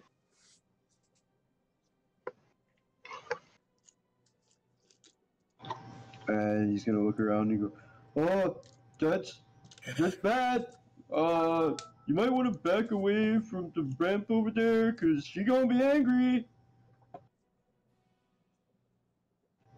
And he's just going to get his quarterstaff out and stand ready. He's going to move back over towards Charisma. Okay. Is there anything else you would like to do? Nope. Alright. To the Paladin. Yeah, I'm just gonna kind of move myself a bit over this way. Just kind of be looking intently at Novak, who seems to be in the very wrong place, but not doing anything, but sort of just waiting to see what happens. Okay. I guess that comes to Miss Charisma. I'm going to move over to here and grab a hold of the fire beetle and start dragging it toward the gate. Alright. Do make a strength check to see if you can drag this beetle. We need that money.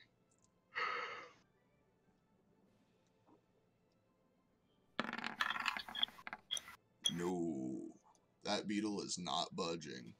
Okay, well, as I'm doing that, I guess I'm still over here then. As I'm doing that, I'm going to be yelling, "Get the freaking bellies!" And let's go! Alright. So you're struggling with your beetle and hollering for get the bellies and get out. Next up is the beetle, who is going to disappear into the opening of the cave.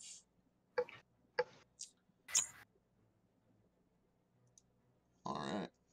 So, it is top of the round. You are completely out of combat at this point. We are going to clear the turn order. The shrieking is still progressively getting louder. The shaking is getting worse. And at the opening of the cave, you see a much larger beetle.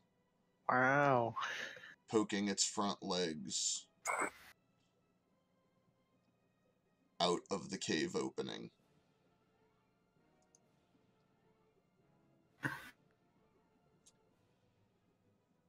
What does the party want to do? With its size, you can tell it's going to take it a moment to get out of the opening of the cave. I will give you essentially 2 turns worth of movement or action to do as you would like before we roll initiative.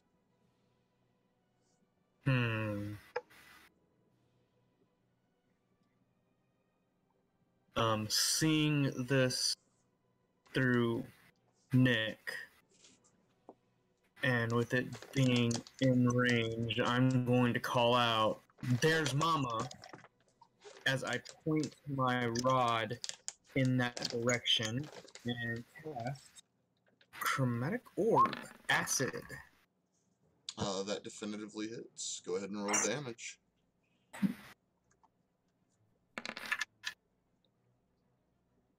23 acid damage, and from Morgan to Mama. That didn't go so far. I tried. I give credit for the effort. A for effort. Just so I can access the token here, Jesus. Yes. Just a beam of acid. The gem turns green and shoots out just like a beam that's somewhat dripping across the field as it flies across and just crashes into her. There we go. Stupid thing was... The bug was bugged. Crumb looks very surprised at this. Goes, well, okay, we might actually be able to kill this bitch for once.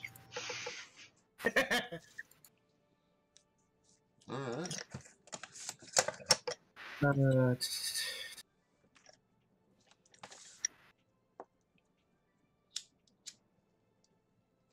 Very solid hit, by the way. You can definitely tell you did a pretty good chunk of damage to this thing. Excelente. What does everybody else want to do?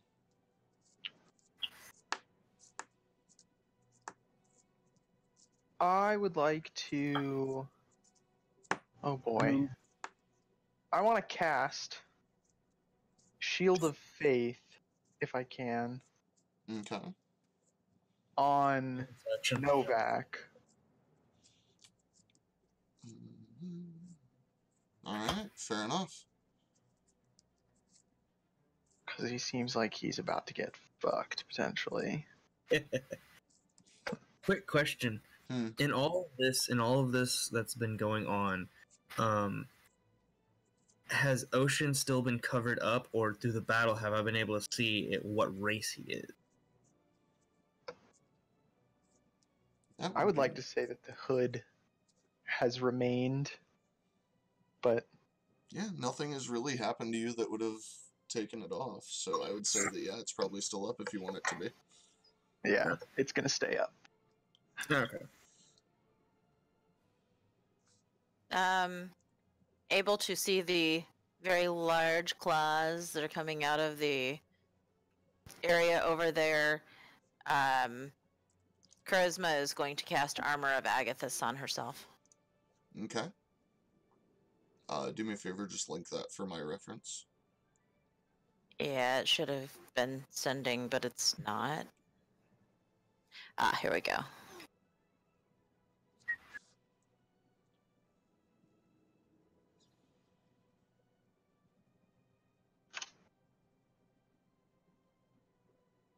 Very nice. Okay. Okay. Grum bolstered by the display from the wizard, with a actually slight sloppy grin on his face, is going to cast Shillelagh on his quarterstaff and move up next to the. Can I get that far? 1, 2, 3, 4. I guess I can get up by the paladin. Okay. I think Novak is going to run up a little bit closer and maybe kind of like duck behind this this ledge. Okay. Like right over here, like get as close to the ledge as I can, I guess. Would he be able to see me, or It would have to cover? If you moved here, it would have to look straight down at you. Here, it would be able to see you a little more easily. If I don't use any action, I just run. I can run 60 feet, right? Yep. Okay, I'm gonna move a little bit more then. Okay. And I'm gonna be way up against the ledge, kind of, I guess, trying to hide. Is that like a stealth check, or? Stealth would be an action. You can't use it as a bonus action. But at the moment, I would say that you definitely have cover. Okay, cool. That'll be my turn. Okay. So, Charisma, Grum, Ocean, Morgan, Novak. Alright, one more round.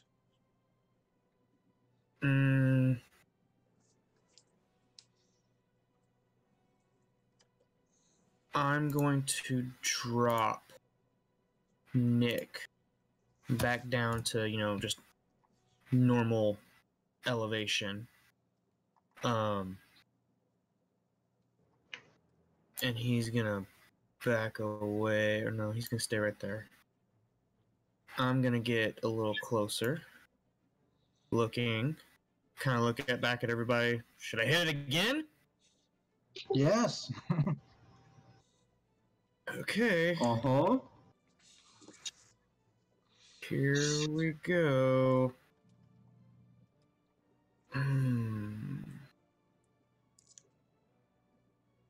Magic orb. That hits. Acid damage again. Jeez. 22. Nice. Don't worry, DM, because I'm a revolver. After my 6 bullets are up, I have no ammunition to go. Alright. So, the spirit shotgun goes flying out and smashes firmly into the beetle, doing another significant chunk of damage. You can tell you've done a surprising amount of damage to this thing. Slightly surprised at how much damage is being put out. Grom is gonna move up and I guess one space further, and he's gonna cast Thorn Whip to try to grab it and yank it out of the cave. Give it a go.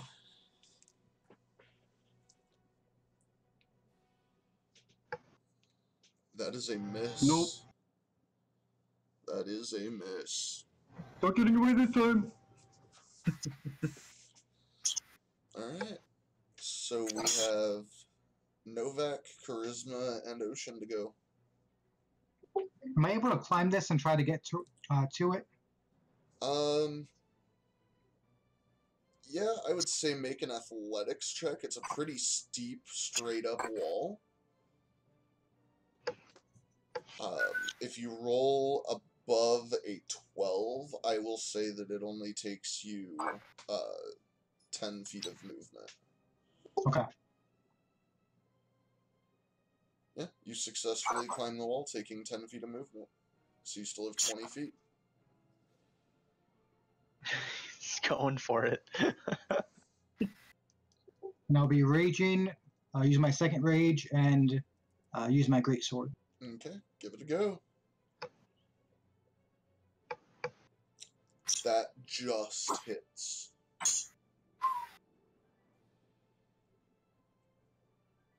Nice.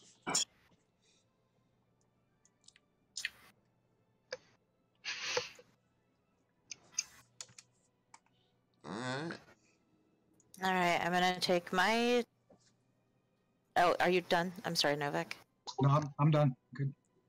Finish Okay. it. I'm gonna... Move 5, 10, 15, 20, 25, 30. There's 5, 10, 15, 20, 20. Yeah, okay. I'm gonna move over here and do Eldritch Blast. Okay.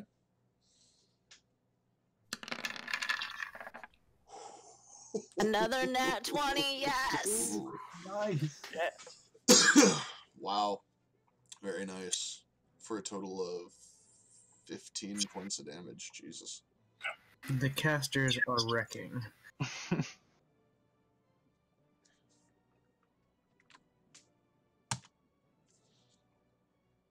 Alright. With that strike and all the previous strikes, you can tell this thing is looking pretty battered. Does it move it 10 feet back? Hasn't even come out It, yet. it does. It moves it into the cave farther. That doesn't give me an opportunity of attack, does it? Yes, it does. Yes. Just hits.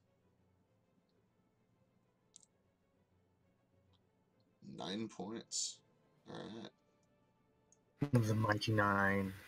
Nice.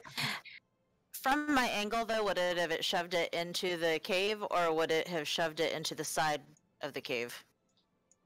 It would have, because of its size, it would have just pushed it straight back into the cave.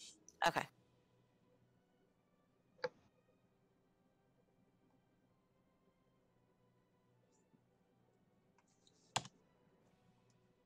Alright. I'm going to leave it right there because it's easier to grab. I'm telling you right now, trying to pull it back out of the cave was painful. So, just for note, it is knocked 10 feet back into the cave. The last person to go would be the paladin. Yeah, I am just going to move up here, Okay. and that's it. That's all I'm going to do. Alright, everybody do me a favor. Go ahead and roll initiative. Alright.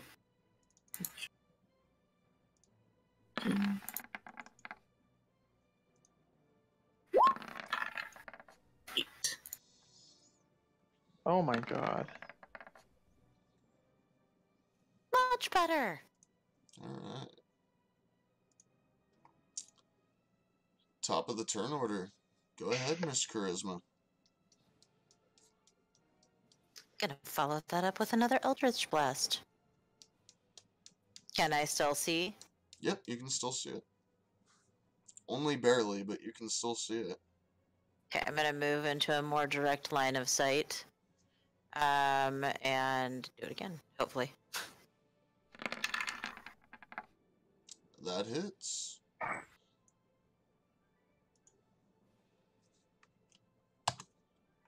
Alright.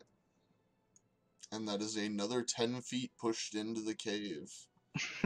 So it is now 20 Sorry. feet away from you, Novak. Inside of the cave. When I look in the cave, what else do I see? A lot of darkness. I do have dark vision. From your angle, you would see... From your angle, you would probably see a couple of crystal-esque looking rocks inside, and maybe one of its legs reaching forward. Would it be possible to hold the attack, or would that stop my rage? If I recall correctly, and let me Unless I take damage, I guess, check, right? I think unless you take damage before the end of the round, or do damage before the end of the round, it cancels your rage out. You just have to make an attack. As long as you make an attack within the round. Okay. Whether you hit or miss, you could stub your toe and you'd be fine. So as long as I hold the attack and use it when it comes toward me, I'm good? That's how I've understood rage. But it's up to Cody. I'm okay with that. I like the way Okay. that looks. Yeah, then I'm probably not going to rush right into a dark cave. I'm probably going to wait, hold my attack. Okay. Was that the end of your turn, by the way, Mom? Yes. Okay. Grum, you are up, sir.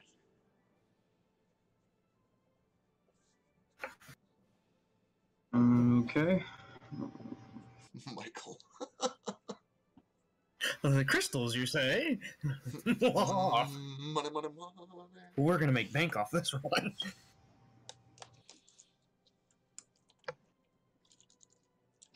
Okay.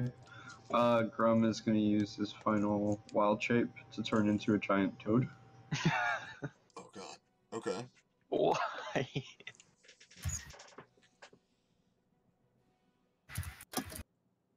And yeah, thank you. And then he is going to leap onto here and to here.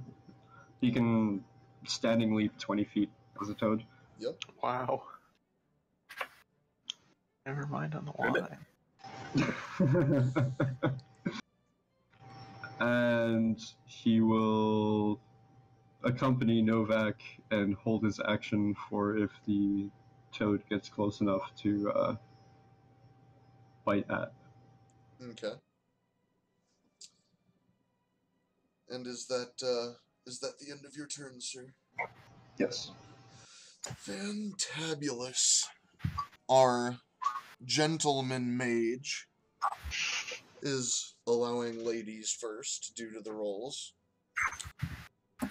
And so the big-ass mama fire beetle is going to, realizing how badly it is hurt, is going to scurry its way deeper into the cave. That bitch. I'll let her go so she can come back out to me. Moving a total of 80 foot. So it is now 100 foot inside the cave. Jesus. Fuck. And you no longer can see it. Sorry.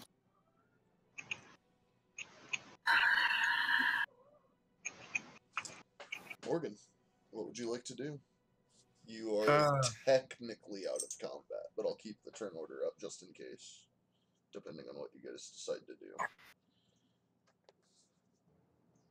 I mean, yeah, his speed is 60 feet, so he's not going to make it. Damn it! My speed is 30. Get there.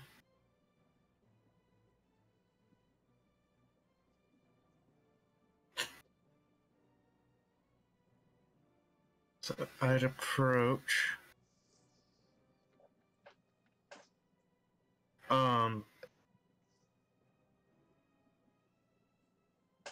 Nicodemus. Jasper, out of my face.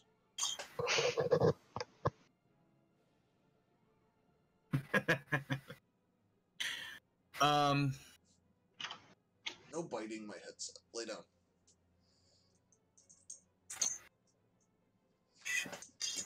At a loss. I'm gonna say out loud, you know, if we go in, we're walking in trap.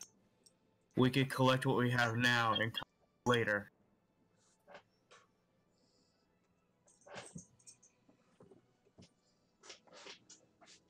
It's already wounded. Just freaking go for it. Yeah, but no telling how many more children with her. You guys seem to be able to handle yourselves quite well. I don't envision any problems. I say we go kill the bitch. One for me. Nicodemus is going to float down and perch on my shoulder, and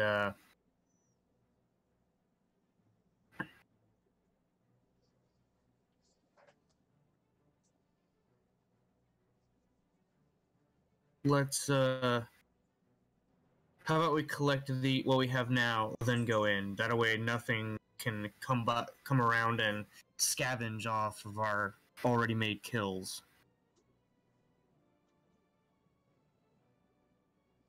I'm gonna probably take a rest too, because I can't do that spell again.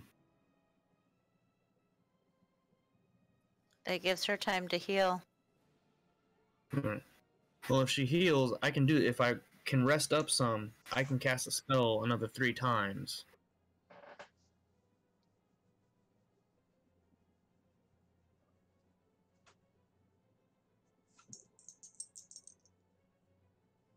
So we're going to collect, go get paid, and take a rest, and then go for her? How, Welcome back. how heavy would the, stomachs be? If removed from the beetles, not terribly. Actually, no. I can send Nick off with the stomachs to drop off, and we can continue on in. I just want to make sure nobody comes up. We're in the cave. Somebody comes up behind us and takes all this. That's a good point. Yeah. Okay, so let's get these stomachs out. Doesn't anybody have a dagger I can borrow? I don't think I'm going to be able to bash it out with my staff. All I've got's my sword, and I'm using it. I'll use my sword as well. Okay. So, make survival checks. Anyone that would like to try to separate the belly from the beetle. I will help. If I help Ocean, does he get advantage? Yes. Oh yeah. Oh. Then I... And I would say that if you're gonna do it, that would be a good one to do it on. Yeah, I would. Let's do it. And the only reason I'm gonna allow it is because you said it prior to the roll. Yeah, I'm helping him specifically. All right, I will re-roll that. Yep. Oh, shit. 6. Unfortunately, none of you have enough knowledge of the beetles to be able to separate the stomach from the carapace. And as you both try, you have ruptured the stomachs, rendering them useless. How heavy is one for me? I'm sorry. The toad will. How heavy is one of them? Can I lift one of them up? I would say with your strength, you would probably have the best bet for lifting a whole beetle.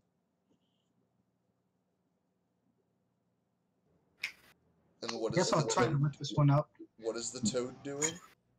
The toad will leap back down and blur back into Grum, and then admonish the group. Okay, so that's not how you take out fire beetle bellies? You want me to show you before you, like, bust the rest of them? Absolutely, please. Charisma's going to pipe up and say, well, to effectively learn, the best way for us to learn how to do it would be to watch you do them all, because A, you're going to be quicker so that we can get going faster, but also, you know, I'm sure there's skill involved and technique, and please show us. Sure, She's going to see bat if I her can. eyelashes. No problem. I like to lick the knife afterwards. It's like licking the spoon when you make cookies. Excellent. Their blood is Carry sent. on. What?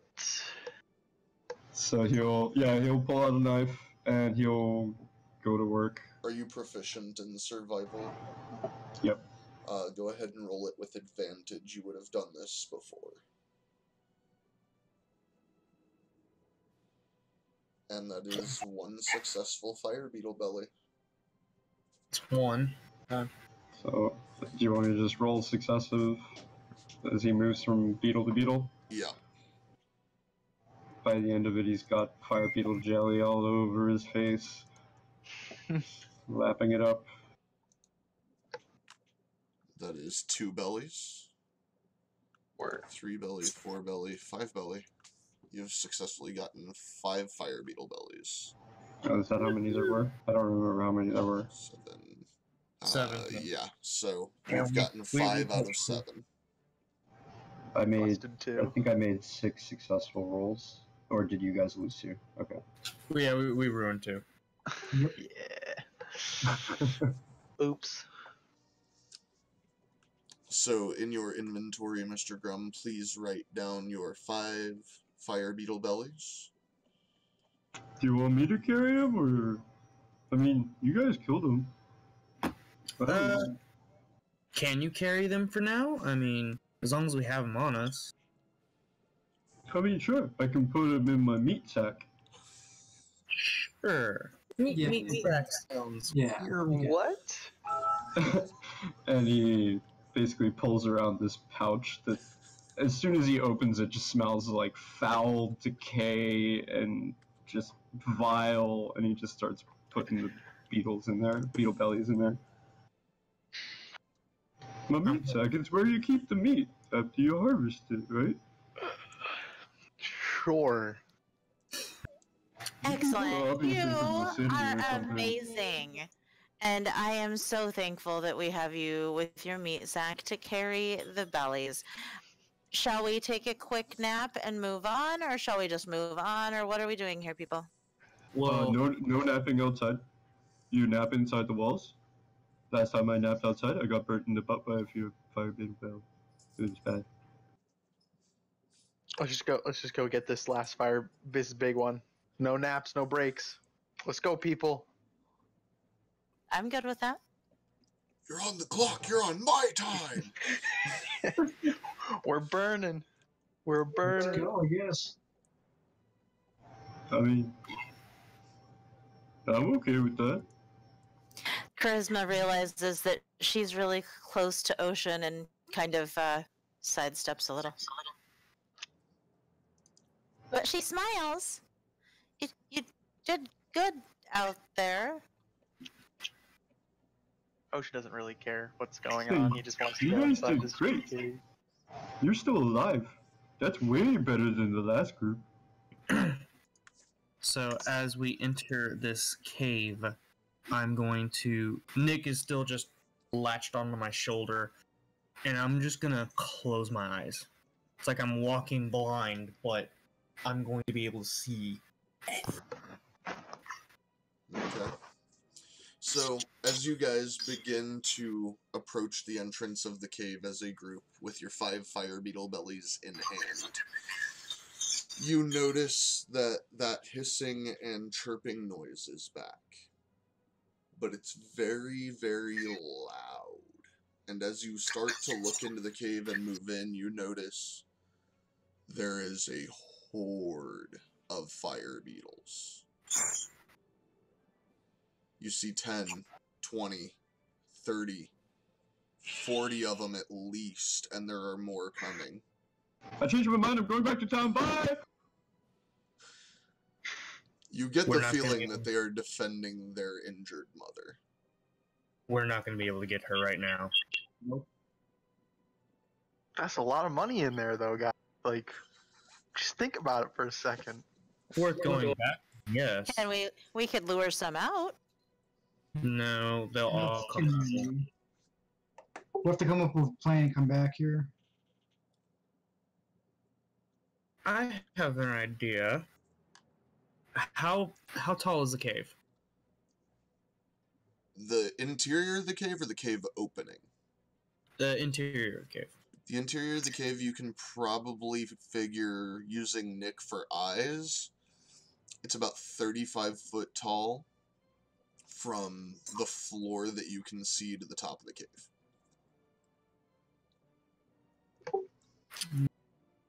Kind of musing over something in my head for a minute.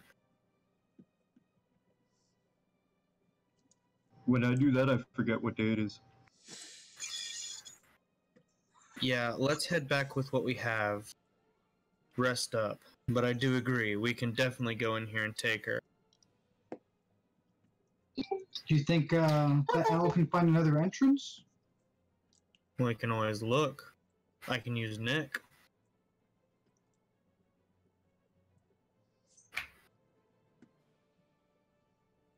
I think there are other ways in and out of there.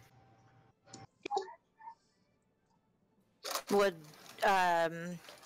Boren know? Should we kind of close this entrance up so they can't get out? Maybe should knock some of these rocks down or some of the earth down? We tried. They just fart their way back out. Drum, would Boren know if there's another entrance and where it might be? I don't know. You can ask them. Okay. Alright, yeah, I think we should head back. But the money. We have 5 gold apiece for right now, and we can come back after we've rested up. How many more times can you change shape, Grog? Oh, I need to take a nap before I could do that again. Yeah, and I was able to hit her pretty hard, but I can't do that again. Not without a rest. If we're gonna go in and fight all that, we're gonna have to come in fully loaded. Charisma flips her hair behind her head and says, I can go all day long. Alright. Back to the town it is. You can do it, you Okay. can do it all night long. That's right. Alright, so the group is going to head back to town? Yeah. Alright. The group... Oh, come on. There we go. Goes back to the town of Ascension. Coming in through the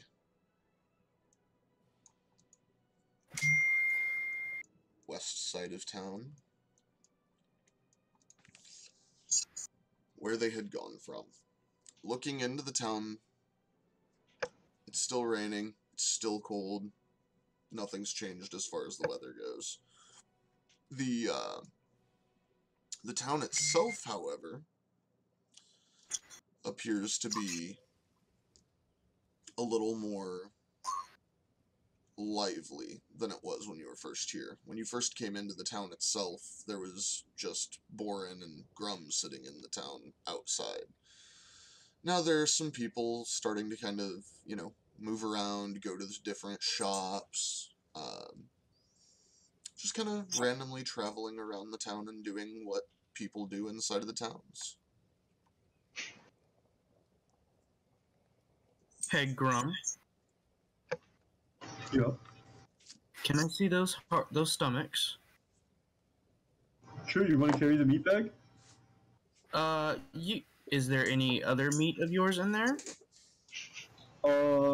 Probably. I don't really remember. I haven't cleaned it out in a while. I just need the stomachs. Oh, sure. And he reaches in the bag and pulls out some sloth. Oh, not that. And reaches back in the bag and pulls out a belly and hands it to him. Kind of covered in other stuff. I'm gonna kind of just open up my backpack and just let them drop in, not wanting to touch them myself. I'll take these over to the smith. Y'all head back to Boren and see if y'all can figure out another location. I'll meet up with you when I'm done. Sounds good. Okay. Okay. So me and Nick will head out of the gate. We came in to the smithy. Okay. So is the rest of the party heading back over to the tree? Yeah, I'm going over to Boren. Yeah. We'll leave the rest of them over. Hey, Boren! They didn't die! Wait, where's the other one? Weren't there 5 of you? Well, he went to give the bellies to blacksmith's name. Insert here. That would be Actually, I do have this. 1 second. Haha. I wanted to know what the bartender's name was too, while we're on names. The bartender was one that I did not name. Just the bartender. 1 second. Make a name. I don't Yeah, care. I'm working on it. Give me a moment. So, the blacksmith would be Marcus. And the bartender would be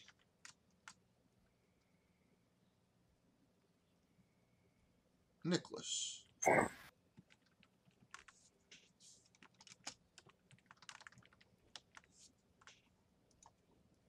So you have Nicholas the dwarven bartender and Marcus the blacksmith. Cody, can you, in the character list or whatever, make a note pad that all of us can see that we can edit? I'm just going to make notes of the game so everybody has access. And it's technically not cheating because I have a keen mind, so I'd be able to recall this stuff anyway. Nice. Oh, and we could all separately take notes, but that's crazy because paper gets lost. I was not losing that feat. I love that feat. Alright, so you should have that one. And you should have... Oh, no, that's fine. That's fine, Cody, just that. You don't want one for each person? No, just like a general summary thing. We can. Yeah. Gotcha. Okay. So we'll just change that to...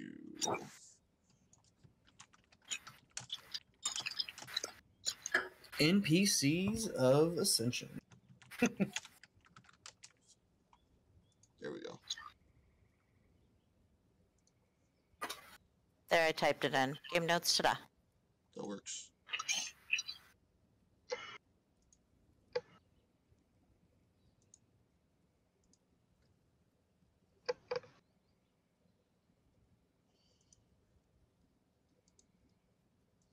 So, Boren, we, well, the wizards that went to see Marcus, wait, is it Marcus? Yes. He actually put a lot of holes in the mama beetle. She actually ran away. Wait, You saw the mama beetle? Yeah, and they were all still alive when she came out. So, I thought, like, well, maybe they could, just keep going. And before she could even get out of the hole, she had to run away. At this, Boren looks incredibly impressed. Yeah, and they were still alive and everything. You kept them alive, Grum? Well, no, I just stayed to the side and picked off the ones on the side, because, that's how all the others died. And then they did fine. They killed the beetles and they lived. Wow. And they actually managed to hurt the mama beetle? Well, yeah. So the wizard, or that other one, he made these, like, green, like, things come out of his hand, and yeah, she seemed pretty hurt. Wow. And she ran away? Ran away, got blasted back into the hole. I mean, kind of the same thing after a while.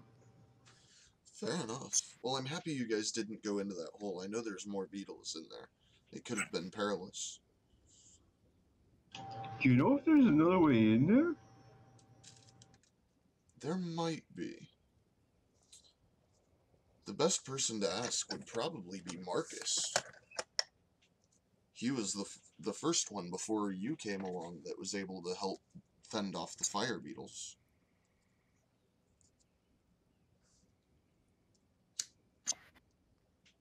The problem is, Marcus doesn't like to give away information for free to strangers. You know that.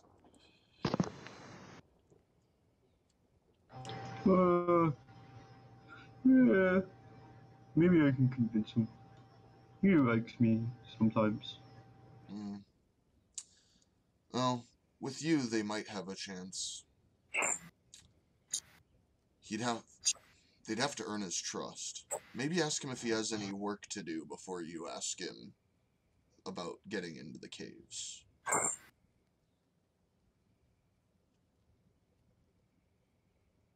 Work is always good. Well, I mean, shall we go see Marcus? No, I can.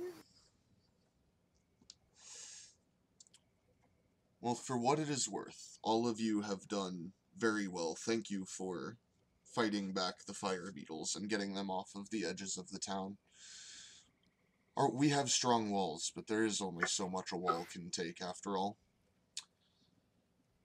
If you take the fire beetle bellies to Marcus, he will pay you in kind for them, and if you ask him for work with Grum there, he may be willing to give you some work, and if you earn his trust, then he might be able to give you directions of an alternate route into the cave. Okay. But while you are in the town of Ascension, since you have helped us and are the first group that has actually managed to live, and not only live, but damage the mama beetle, you are welcome to stay at the inn in town. It is not very much, but it will be free of charge. Free is very good. Free I is have a for room me. there. What was that? It's in this. I said I have a room there. It's in the stables. Yes, Grum. You know, I do have a bed at my place for you, if you ever decide to change your mind and do something a little more comfortable. So the horses are nice too. They Okay. keep me company. Okay. Well, if you prefer the stables, you are welcome to stay in the stables, but the offer always stands, Grum. Well, if you guys are going to speak with Marcus, you should probably do so quickly. He's going to be closing up shop for the day here soon. He is going to do some hunting to bring back some meats.